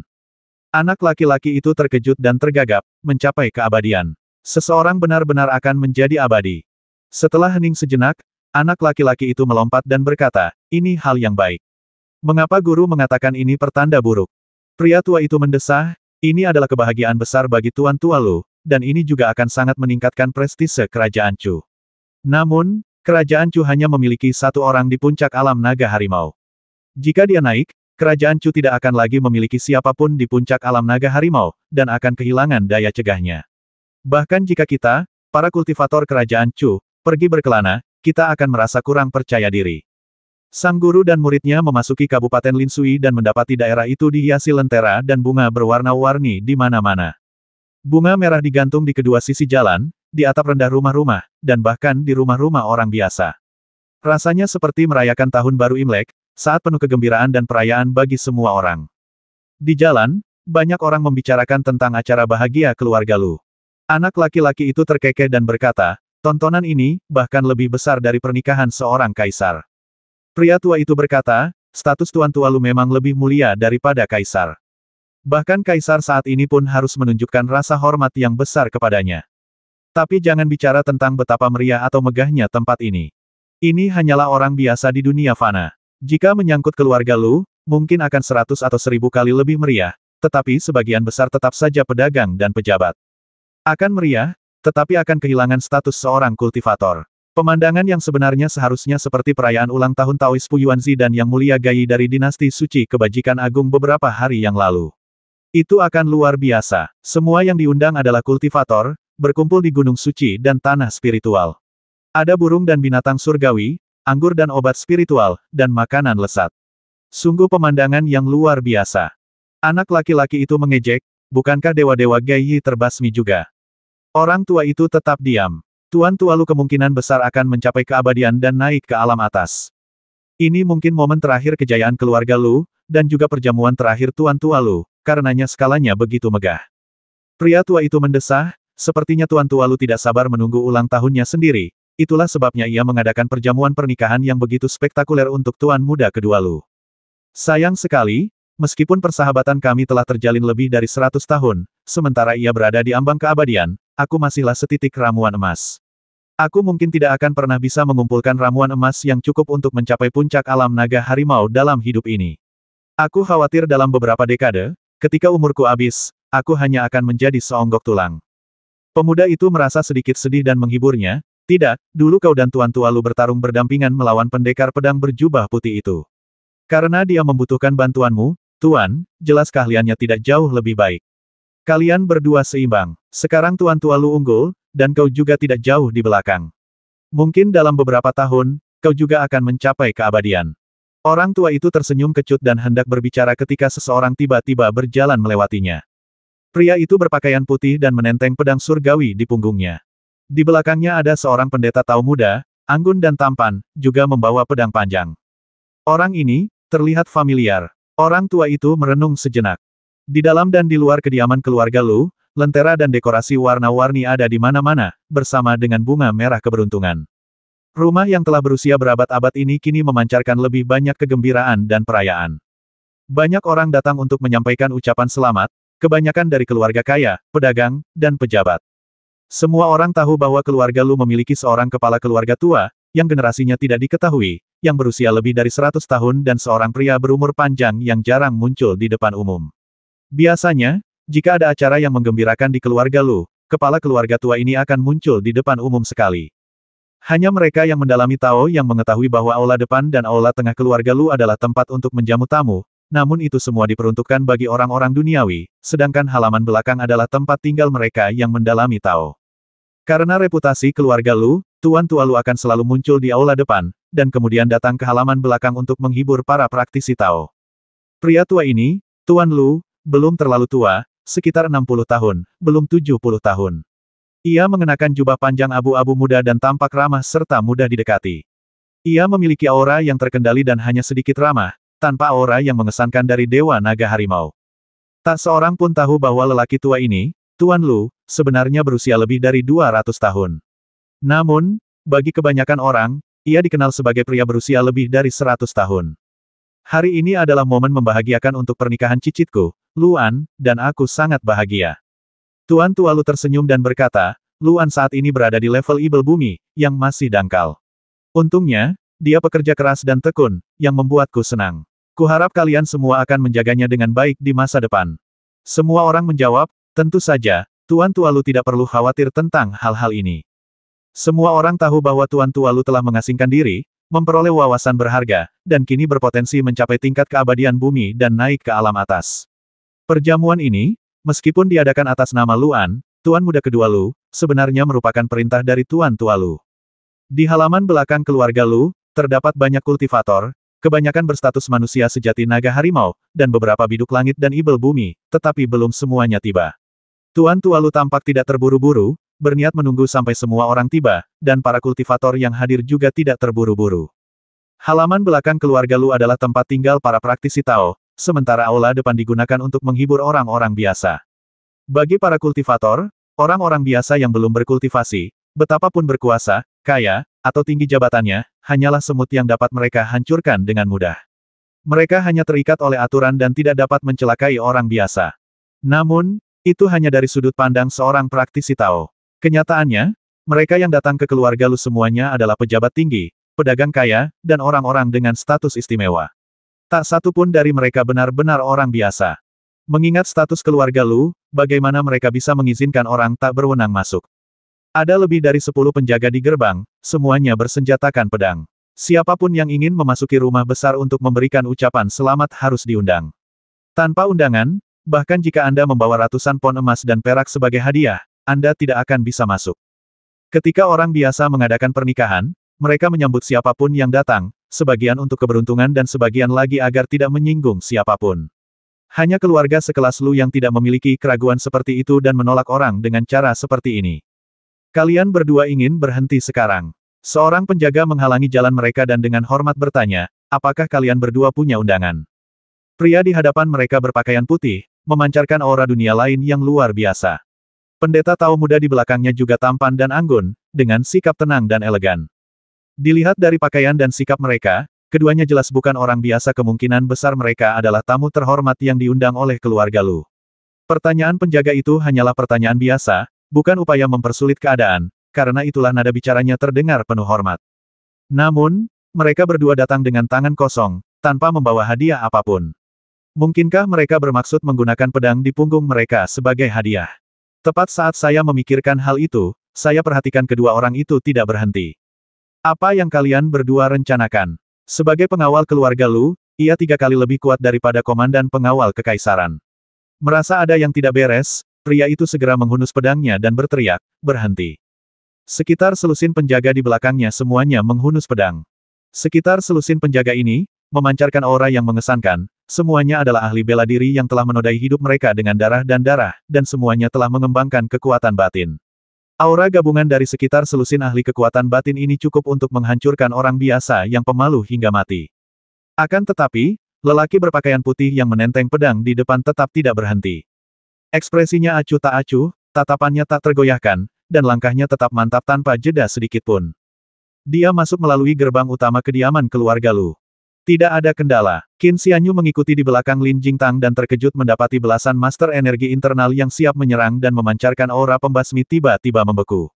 Ia segera melangkah maju, mengulurkan tangan dan memeriksa, dan mendapati penjaga di barisan terdepan tidak memiliki denyut nadi dan tak bernyawa. Hal yang sama berlaku untuk penjaga lainnya. Tubuh mereka penuh dengan vitalitas dan kekuatan batin mereka meledak keluar, akan tetapi, mereka semua telah kehilangan kekuatan hidup dan tergeletak kaku di tanah. Saat ini, Lin Jingtang tidak bergerak sama sekali, ia hanya berjalan menerobos kerumunan dan memasuki kediaman keluarga Lu. Para penjaga yang berdiri di depan mereka semuanya mati secara misterius, tetapi energi internal dan darah mereka masih kuat, dan baik tubuh luar maupun an internal mereka tidak rusak. Qin Xianyu diam-diam merasa khawatir, tetapi juga merasa bahwa tindakan Lin Jingtang terlalu kejam. Namun, setelah memikirkannya kembali, ia merasa lega dan berpikir, Lin Jingtang berkata bahwa kita memiliki kepribadian dan cara kerja yang berbeda. Dia tidak akan mengekangku atau membuatku menirunya. Jadi bagaimana aku bisa mengekang caranya? Dia punya caranya sendiri, dan aku punya caraku. Kita berbeda. Setelah melirik para penjaga, Qin Xianyu menghela napas dan mengikuti di belakang Lin Jingtang. Lewati aula depan, lalu lewati aula tengah. Mereka langsung menuju halaman belakang. Tidak ada yang menghalanginya. Tuan, tolong berhenti di sini. Seseorang berkata waduknya ada di sebelah kiri, dan aula utama, tempat menerima tamu, ada di belakangnya. Ini halaman belakang keluarga Lu. Pria itu mengenakan jubah merah cerah dengan bunga merah di dadanya, mahkota merah di kepalanya, dan senyum lebar di wajahnya. Tuan muda Lu, Luan. Dia hendak menuju halaman belakang ketika dia melihat 2 orang lain berjalan ke arahnya juga. Saya tidak dapat merasakan aura tahu apapun dari kedua orang ini. Ia telah diajari secara pribadi oleh guru tua itu, dan bahkan seorang dewa harimau naga pun dapat melihat dan merasakan aura sekecil apapun. Oleh karena itu, ia menyimpulkan bahwa kedua orang itu bukanlah seorang kultivator, jadi ia angkat bicara untuk menghentikan mereka, agar 2 orang biasa tidak memasuki halaman belakang. Halaman belakang adalah tempat di mana, terlepas dari rumah tangganya, selalu ada kebijakan larangan masuk, cukup dengan menunjukkan lokasinya saja sudah cukup bagi pengunjung untuk berhenti. Namun, 2 orang di depan kami ini tidak berhenti. Tuan muda Lu segera melangkah maju untuk menghentikannya. Lelaki berpakaian putih yang menenteng pedang abadi itu meliriknya. Tuan muda Lu bergidik, pandangannya menjadi gelap, dan terasa seolah-olah ada gunung yang menekan dadanya. Berdengung. Tidak jelas berapa lama waktu telah berlalu sebelum tuan muda kedua Lu sadar kembali, dan berdiri di sampingnya adalah tuan tua keluarga Lu. Leluhur. Tepat saat dia hendak berbicara, dia melihat ekspresi leluhurnya serius. Ekspresi serius ini adalah sesuatu yang belum pernah dilihat Lu Ersao seumur hidupnya. Di dalam hatinya, leluhurnya adalah puncak kemanusiaan, tak tertandingi, dan tak seorang pun pernah mampu mendapatkan rasa hormat leluhurnya. Namun kali ini wajah lelaki tua itu tampak sangat serius. Ia berkata dengan suara berat, "Lin Jingtang, apakah kau datang ke sini untuk membalas dendam padaku?" Lin Jingtang terdiam sejenak, lalu berkata dengan acuh tak acuh, "Kamu tidak layak. Kamu tidak pantas mendapatkannya." Ketiga kata ini diucapkan dengan nada sederhana, tetapi maknanya tidak kalah berat dari gunung. Lu Ye adalah guru sejati nomor 1 di kerajaan Chu. Setelah penyatuan naga dan harimau, ia melahirkan sup emas 9 inci dan ramuan giok, yang merupakan tingkat kultivasi tertinggi dan praktik Tao paling mendalam di dunia. Siapa di dunia ini yang berani mengatakan bahwa ia tidak layak? Siapakah pendekar pedang berpakaian putih ini? Lin Jingtang. Dan siapa Lin Jingtang? Pedang abadi dari Observatorium Kekaisaran Dinasti Agung yang berbudi luhur dikenal sebagai Dewa Pembantaian. Saat itu, orang ini sedang menjaga peta abadi pegunungan dan sungai ketika dicuri oleh beberapa junior setingkat gangsa. Kemudian, ketika peta itu diambil, terjadi kesalahan yang menyebabkan peta abadi pegunungan dan sungai hilang. Lalu, apa yang membuatnya berani mengatakan hal seperti itu? Konon, orang ini berada di Gunung Longhu, di mana ia dapat dengan mudah membasmi para penakluk naga dan harimau, dan keahliannya tak terduga. Tuan Lu Ye bukan sekadar penjinak naga, melainkan bibrida naga harimau, yang telah mencapai puncak alam ini, puncak tertinggi di dunia fana. Bahkan di antara mereka yang berada di puncak naga dan harimau yang sama, siapa yang bisa begitu sombong di hadapan Tuan Lu Ye? Terjadi sedikit perbincangan di antara kerumunan, tetapi semua orang menekan suara mereka, membuatnya sangat pelan, jauh lebih samar daripada suara nyamuk.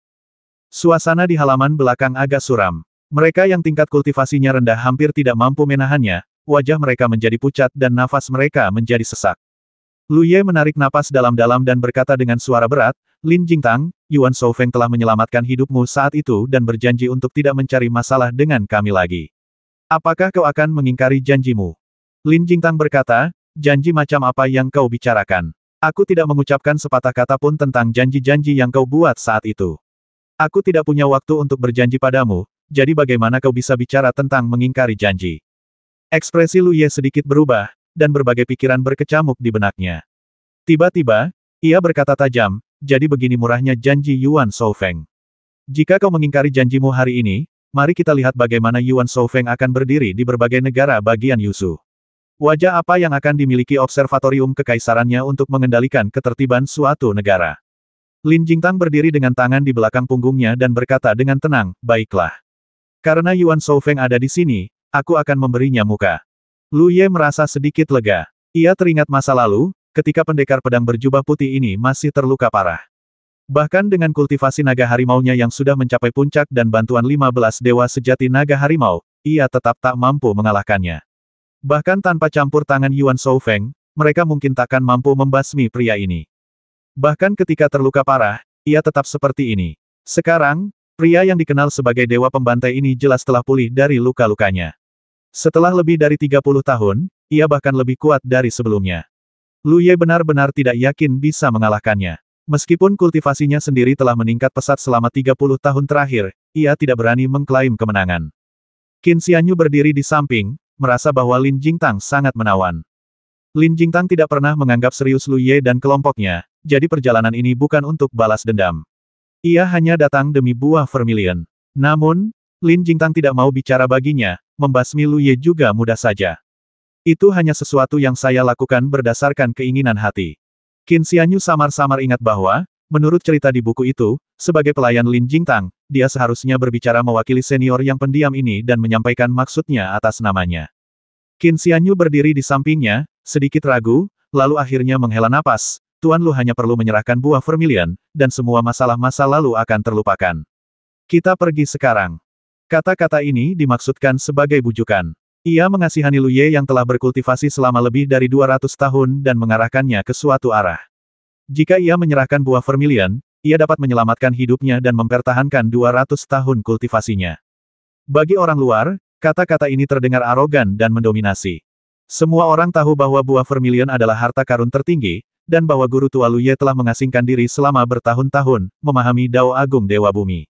Setelah mendapatkan buah vermilion, semua orang dapat menebak bahwa harta karun yang dipahami Lu Ye adalah buah vermilion ini. Pendeta Tao muda itu benar-benar meminta buah vermilion, yang merupakan dasar bagi seseorang untuk mencapai keabadian. Begitu dia mengatakannya, pertarungannya berakhir sampai mati. Ekspresi Lu Ye berubah beberapa kali. Jika bukan karena hal lain, ia pasti akan menerima keadaan ini, tetapi jika menyangkut buah vermilion ini, ia tidak bisa menyerah begitu saja. Ia menggertakkan giginya, merasa bahwa Tao muda ini benar-benar mempermainkannya. Sambil menarik napas dalam-dalam, Lu Ye berkata dengan suara rendah, Lin Jingtang, jika kamu tidak berniat mengingkari janjimu, lalu apa tujuan kunjunganmu? Lin Jingtang memejamkan matanya sedikit dan berkata, karena aku tidak akan bertindak, maka generasi mudalah yang akan bertindak. Lu Ye menatap Qin Xianyu, alisnya sedikit berkerut, dan berkata, itu dia. Lin Jingtang menjawab. Lu Ye berkata, terlalu berlebihan jika seorang tua menyalahgunakan kekuasaannya untuk menghadapi anak sekecil itu. Lin Jingtang membuka matanya dan berkata, karena kamu tidak mau menindas yang lemah, biarkan generasi muda yang melakukannya.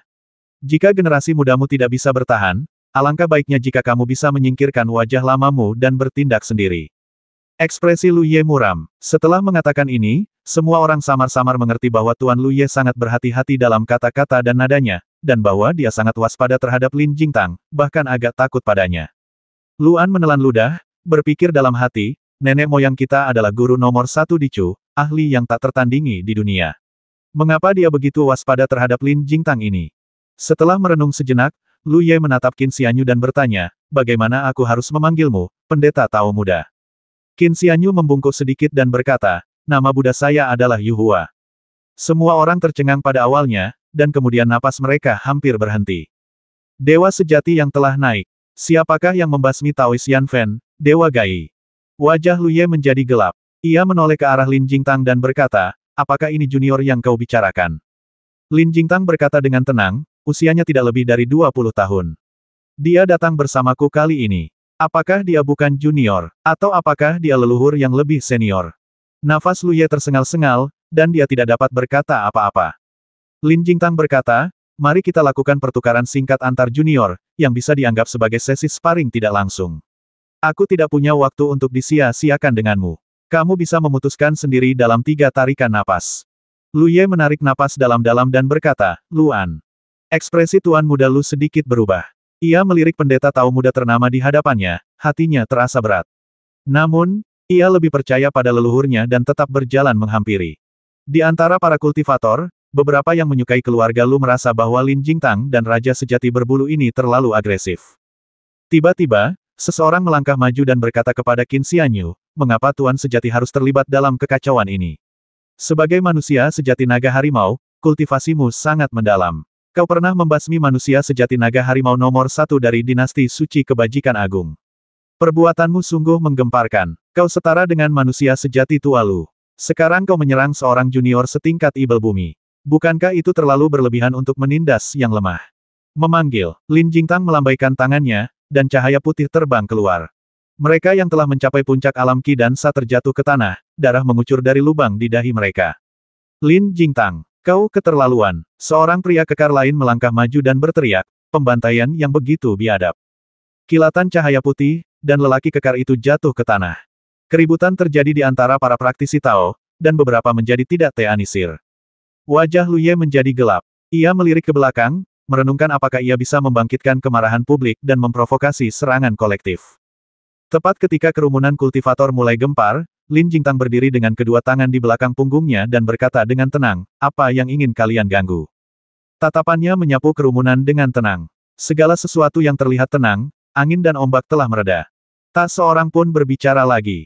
Setelah menghitung sebentar, Qin Xianyu menyadari bahwa selain Tuan Lu Ye, ada beberapa Tuan Naga dan Harimau lain yang hadir, semuanya terintimidasi oleh kata-kata Lin Jingtang. Ia tak bisa menahan diri untuk berpikir betapa hebatnya Lin Jingtang. Dikabarkan bahwa tingkat kultivasi Raja Sejati Berbulu ini hanya penaklukan naga dan penjinakan harimau, dan ia berhasil menembusnya dengan paksa, merusak fondasinya dan membuatnya mustahil untuk maju lebih jauh. Dengan lambaian tangannya, Guru Tua Lu Ye memancarkan aura pelindung, menghalangi ucapan, sebelum berbicara dengan suara rendah. Orang ini dikenal sebagai Taois kata dan pemisah, dan diduga mempraktikkan kutukan kematian. Namun, kekuatan yang ia gunakan untuk membasmi Dewa Gai terlalu besar, jadi itu seharusnya bukan kutukan kematian, melainkan semacam harta abadi. Harta seperti itu tidak dapat digunakan berulang kali, dan bahkan habis setelah digunakan melawan Dewa Gai terakhir kali. Saya, guru tua, telah berkultivasi selama lebih dari 200 tahun, dan saya berani menegaskan bahwa orang ini tidak lagi memiliki kemampuan untuk menimbulkan masalah hanya dengan sepatah kata pun. Tuan Muda Lu menghela napas lega, tetapi hatinya masih terasa berat. Ia ragu sejenak dan berkata, lagi pula, Tuan sejati Yuhua adalah manusia naga dan harimau sejati, dan ia memiliki kultivasi untuk menaklukkan naga dan harimau. Aku hanyalah seorang pemula di Gangsha. Bagaimana mungkin aku menjadi musuhnya? Dengan kultivasinya sendiri, ia mungkin bisa merenggut nyawaku hanya dengan satu tarikan napas. Guru Luye berkata, leluhur tentu akan memberimu harta karun pelindung. Jika kau bisa membasminya sekaligus dengan ini, itu akan menjadi hasil terbaik.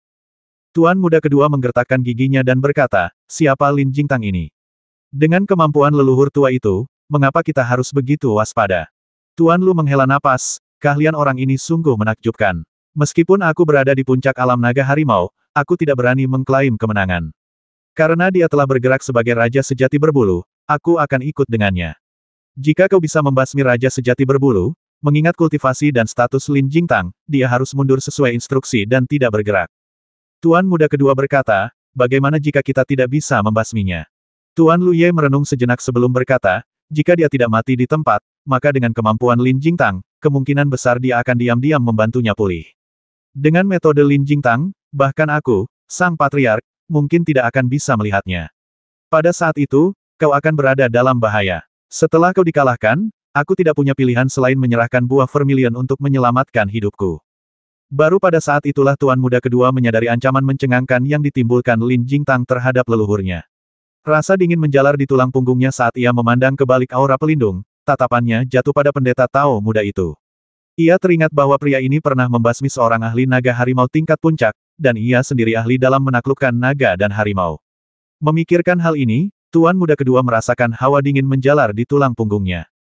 Tuan Luye mengeluarkan sebuah benda dan melemparkannya kepada Tuan Muda Lu sambil berkata, tangkap ini. Tuan Muda kedua, Luan, mengambilnya dan memeriksanya. Ia menyadari itu adalah buah berwarna merah terang, bulat, dan bening, seperti batu giok merah. Jantungnya berdebar kencang, dan ia tergagap, buah vermilion. Ini hanya setengah buah vermilion, kata Penatua Master Luye. Sejak aku mendapatkan buah vermilion, aku merasa tak sanggup menelannya, tetapi ternyata buah itu mengandung misteri tersembunyi. Jadi aku mengasingkan diri. Selama 30 tahun terakhir, aku telah mengasingkan diri, mempelajari rahasia buah vermilion. Buah di hadapanku ini dibentuk oleh kekuatan sihirku dan bukan buah vermilion sungguhan, tetapi mengandung kekuatan sihir naga dan harimau di dalam diriku. Jika kau berhasil melewatinya dan menggunakan teknik rahasiamu, itu akan cukup untuk melukai seorang raja sejati kenaikan. Setelah berkata demikian, sang guru tua mengeluarkan sebuah gulungan dan menyerahkannya kepada Tuan Muda Lu, seraya berkata, Anda sangat tanggap sejak kecil, jadi mohon bacalah dengan saksama. Begitu selesai berbicara, sang guru tua kembali meletakkan tangannya di bahunya, menyalurkan kekuatan gaibnya ke dalamnya, dan berkata, aku akan membimbingmu, dan kupikir kau akan mampu memperoleh pemahaman dasar tentang misterinya. Mengetahui bahwa ini adalah kesempatan langka, Tuan Muda Lu segera menutup matanya untuk merasakannya. Teknik rahasia ini disebut Crimson Heaven. Teknik ini dipahami oleh leluhur kami dari buah vermilion. Beliau bermaksud menggunakan teknik ini dan buah vermilion bersama-sama untuk menembus batas antara makhluk abadi dan manusia biasa, serta mencapai tingkatan Earth Immortal, kata Elder Master Lu. Teknik rahasia ini dan buah vermilion merupakan fondasi bagi kenaikan leluhur kami menuju keabadian. Hari ini, saya akan mewariskannya kepada Anda. Tuan Muda Lu dipenuhi dengan kegembiraan yang tak terkira. Jika ia bisa selamat dari musibah ini, ia akan memiliki teknik rahasia leluhurnya untuk menjadi abadi, dan ia pasti akan membangun reputasi besar di dunia. Jika 100 tahun berlalu, ia mungkin tidak kalah dengan leluhurnya. Buah vermilion ini adalah replika yang kubuat dengan kekuatan sihirku. Buah ini mengandung energi sihir, dan hanya ada satu dalam 30 tahun, membuatnya sangat berharga. Dikombinasikan dengan teknik rahasia surga asal merah, benda ini bisa membuatmu melukai manusia sejati naga harimau. Manusia sejati Lu menepuk bahunya, menarik tangannya, dan berkata, lagi pula, leluhur ada tepat di belakangmu. Baik buah vermilion maupun teknik rahasia ini adalah fondasi keabadian leluhur.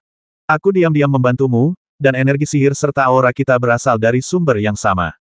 Lin Jingtang mungkin juga tidak bisa merasakannya. Dengan teknik rahasia surga asal merah, kekuatan sihir buah vermilion, dan bantuan rahasia leluhur, kekuatannya kira-kira setara dengan 20% kekuatan leluhur ketika ia bertindak sendiri. Dengan kekuatan 20% ini, bahkan manusia sejati naga harimau, yang telah memadatkan 2 atau 3 inci cairan giok emas di dalam tubuhnya, akan takluk. Apalagi bagi seseorang yang hanya tahu bagaimana mengandalkan benda-benda eksternal untuk menaklukkan naga dan harimau. Setelah jeda, Guru Lu melanjutkan, meskipun anak ini mampu menaklukkan naga dan harimau, dia masih muda dan belum memiliki fondasi yang kuat. Dia mungkin lebih rendah daripada guru biasa yang mampu menaklukkan naga dan harimau. Kau tidak perlu khawatir, lakukan saja. Jika kau bisa membasminya dalam sekejap, masalah ini akan selesai. Tuan Muda Lu mengangguk cepat-cepat, hatinya dipenuhi kegembiraan. Penguasa sejati kenaikan berbulu, Yan Fen Daoren. Jika dia membasmi mereka, bukankah gengsi keluarga Lu akan melampaui mantan penguasa Gunung Tianzun, seorang dewa sejati? Tuan Lu mendesah dalam hati. Setelah hidup lebih dari 200 tahun, tentu saja ia tidak akan berpikir sesederhana itu, tetapi untuk memberi cucunya sedikit kepercayaan diri, ia tak punya pilihan selain menggunakan ini sebagai penyemangat. Lagi pula, apa yang ia katakan tidaklah salah. Raja sejati berbulu, bagaimanapun juga, masih muda dan mungkin memang memiliki kelemahan karena fondasi yang kurang memadai, sementara teknik rahasia surga asal merah miliknya benar-benar mampu menghadapi mereka yang berada di persimpangan naga dan harimau. Di luar, semua orang menahan napas. Transmisi Dharma oleh kakek dan cucu keluarga Lu hanya memakan waktu setengah seperempat jam. Mata Lin Jingtang tetap tenang saat dia berkata, berusahalah lebih keras. Qin Xianyu awalnya hanya ingin mengalahkan tuan muda kedua dari keluarga Lu, tetapi setelah mendengar ini, dia mengerutkan kening dan berkata, kau ingin aku melumpuhkannya. Lin Jingtang berkata pelan, basmi. Qin Xianyu mengerutkan kening dan tetap diam. 30 tahun yang lalu, saya terluka parah dan hampir mati.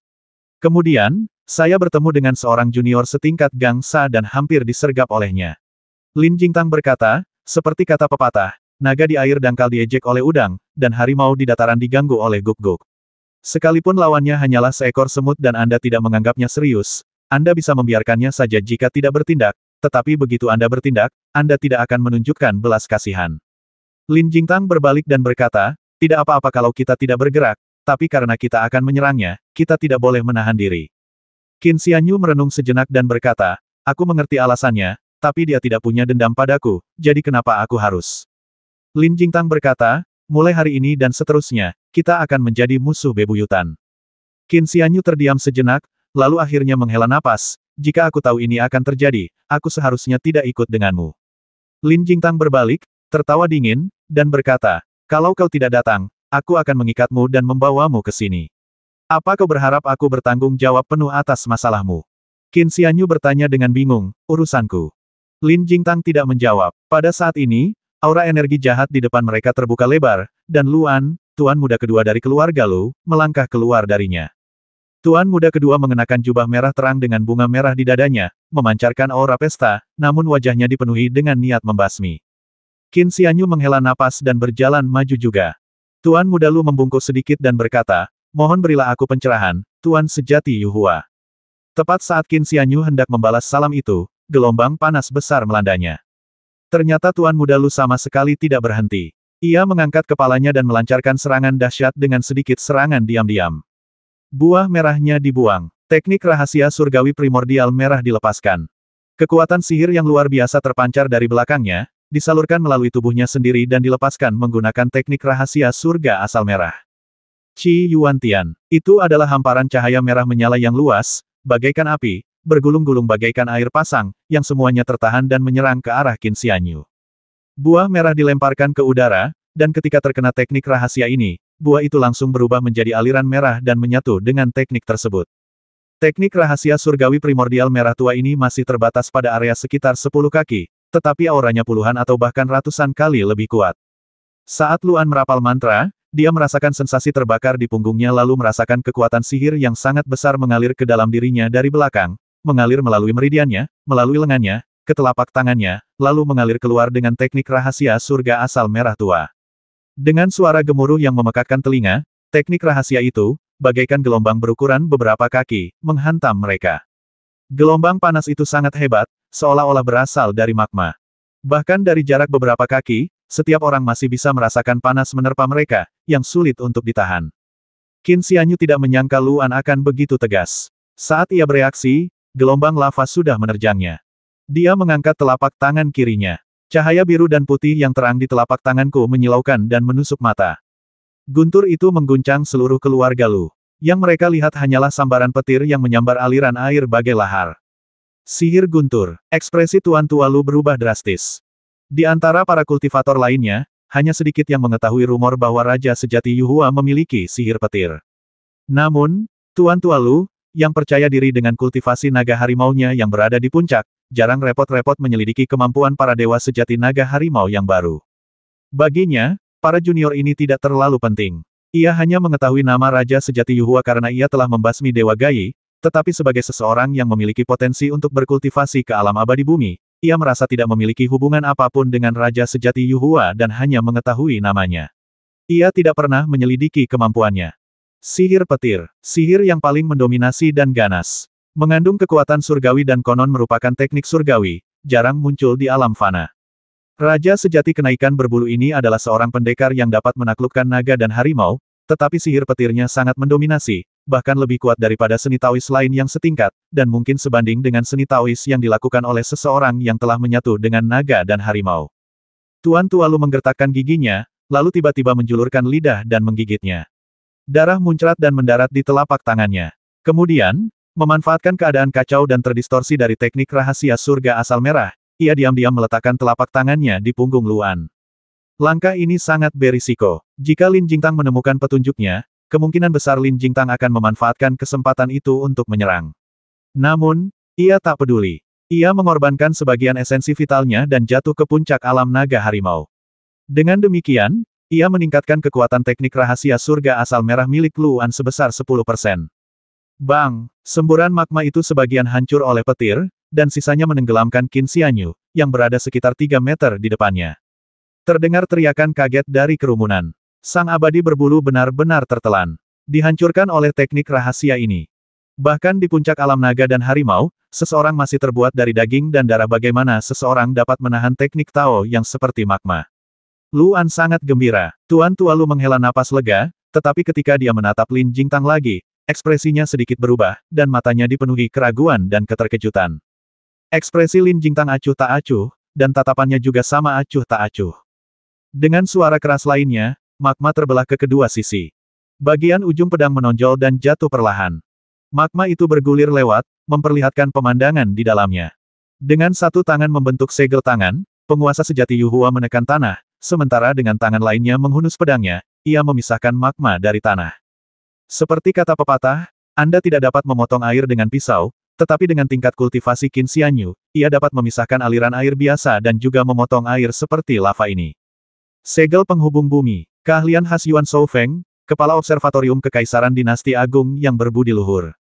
Konon, di Gunung Tianzun, Dewa Sejati berbulu menggunakan jurus ini untuk melawan gelombang Tiongkok Vietnam dari Dewa Gai. Qin Xianyu berdiri, tubuhnya sedikit bergoyang. Dengan menggunakan Cicada Wing Step, seseorang dapat tiba dalam sekejap, secepat asap dan angin. Dia mengayunkan pedangnya ke arah bahu Luan. Luan berdiri mematung di tempat. Menghadapi manusia sejati yang menaklukkan naga dan harimau, ia, seorang pemuda dengan tingkat kultivasi ibel bumi, sama sekali tak berdaya untuk melawan. Pada kesempatan yang membahagiakan ini, tuan muda kedua dari keluarga Lu mengenakan jubah merah cerah, dengan bunga merah di dadanya dan mahkota tinggi di kepalanya. Melihat pakaian Tuan Muda Lu akan ternoda lebih merah, dia tiba-tiba bergerak. Ledakan, Tuan Tua Lu akhirnya bergerak. Ia menekan ke bawah dengan telapak tangannya, dan cahaya merah menggelinding di telapak tangannya, terlepas dari tangannya dan berubah menjadi bola api merah, melesat ke arah dada dan perut Qin Xianyu. Bersamaan dengan itu, ia mengeluarkan sebuah lonceng tembaga dengan tangan satunya, yang jelas merupakan artefak sihirnya. Diserang oleh teknik Tao dari seorang kultivator naga harimau tingkat puncak, napas Qin Xianyu tersendat, dan dia segera menyarungkan pedangnya. Di hadapannya berdiri Luan. Jika Qin Xianyu menyerang dengan pedangnya, ia pasti akan dibalas oleh telapak tangan Tuan Tua Lu. Di Gunung Tianzun, ia bisa saja menukar nyawanya dengan Dewa Gai, tetapi sekarang jelas tidak demikian. Ia menghunus pedangnya dan mengarahkan telapak tangannya ke arah Tuan Tua Lu. Tepat saat Qin Xianyu hendak melepaskan petir telapak tangan, perubahan lain terjadi. Ada orang lain yang berdiri di depan Qin Xianyu. Berpakaian putih, membawa pedang panjang di punggungnya. Terdengar ledakan keras. Teknik Tao ini menyerang Lin Jingtang. Qin Xianyu terkejut melihat ini. Namun, Pakaian putih Lin Jingtang masih utuh dan seputih baru. Ekspresinya tenang, bahkan rambutnya pun tidak acak-acakan. Melihat ini, Qin Xianyu tertegun untuk waktu yang lama. Seluruh ruangan menjadi sunyi. Sebuah teknik Tao dari puncak alam naga harimau, namun tidak membuahkan hasil. Lin Jingtang meletakkan tangannya di belakang punggungnya, menggenggam pedang abadi, dan perlahan berkata, Yuan Shofeng sudah membuat perjanjian denganmu, kalau kau tidak menyerangku, aku juga tidak akan menyerangmu. Aku sudah memberikan wajahku pada Yuan Shofeng sebelumnya, tapi karena kau sudah menyerangku lebih dulu, itu tidak bisa dianggap sebagai pelanggaran kontrak. Tuan Tualu berteriak dengan tegas, tidak tahu malu. Ekspresi Lin Jingtang tetap tidak berubah saat dia perlahan menghunus pedangnya.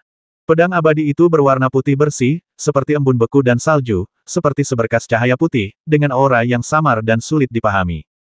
Yu Longhu Zhenren berusaha sekuat tenaga untuk merasakan aura pedang abadi itu, dan akhirnya menangkap jejak samarnya. Ia langsung mengerang, darah mengalir dari hidungnya, dan matanya dipenuhi kengerian yang luar biasa. Qin Xianyu mengamati pedang abadi itu dan membandingkannya dengan pedang Qingli miliknya. Ia menyadari bahwa pedang abadi itu seputih salju, tidak seperti pedang Qingli yang bilahnya sehalus air musim gugur dan sehalus cermin. Ia pun merasa bersemangat. Ia dengan cermat merasakannya dan menangkap secercah aura pedang abadi itu. Ia merasakan aura pedang yang sangat tajam menyerbu ke arahnya, hampir mengiris dahinya. Rasa sakit yang tajam menusuk dahinya, membuat Qin Xianyu ketakutan. Ia segera tersadar. Jika tidak, ia mungkin benar-benar terluka. Lin Jingtang, kamu sudah keterlaluan. Tuan Tualu berkata dengan dingin, aku juga berada di puncak alam naga dan harimau, sosok yang tak tertandingi di dunia. Aku bukan orang tua dan rapuh yang bisa ditindas olehmu. Aku telah berulang kali menyerah padamu, tetapi aku bukannya tanpa keberanian. Karena kau begitu gigih mengejar, aku akan menggunakan tubuh cacat dan darah kering ini untuk melawanmu sampai mati.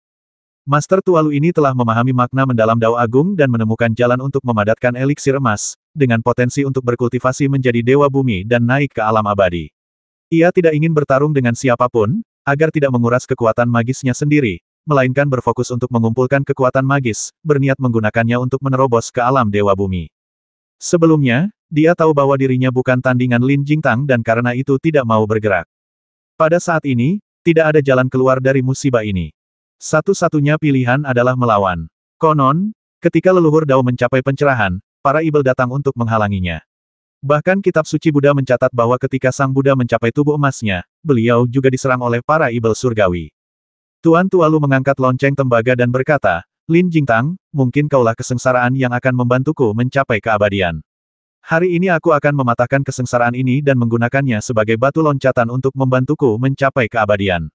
Lin Jingtang menggenggam pedang abadi dan berkata dengan tenang, kau terlalu memikirkannya. 270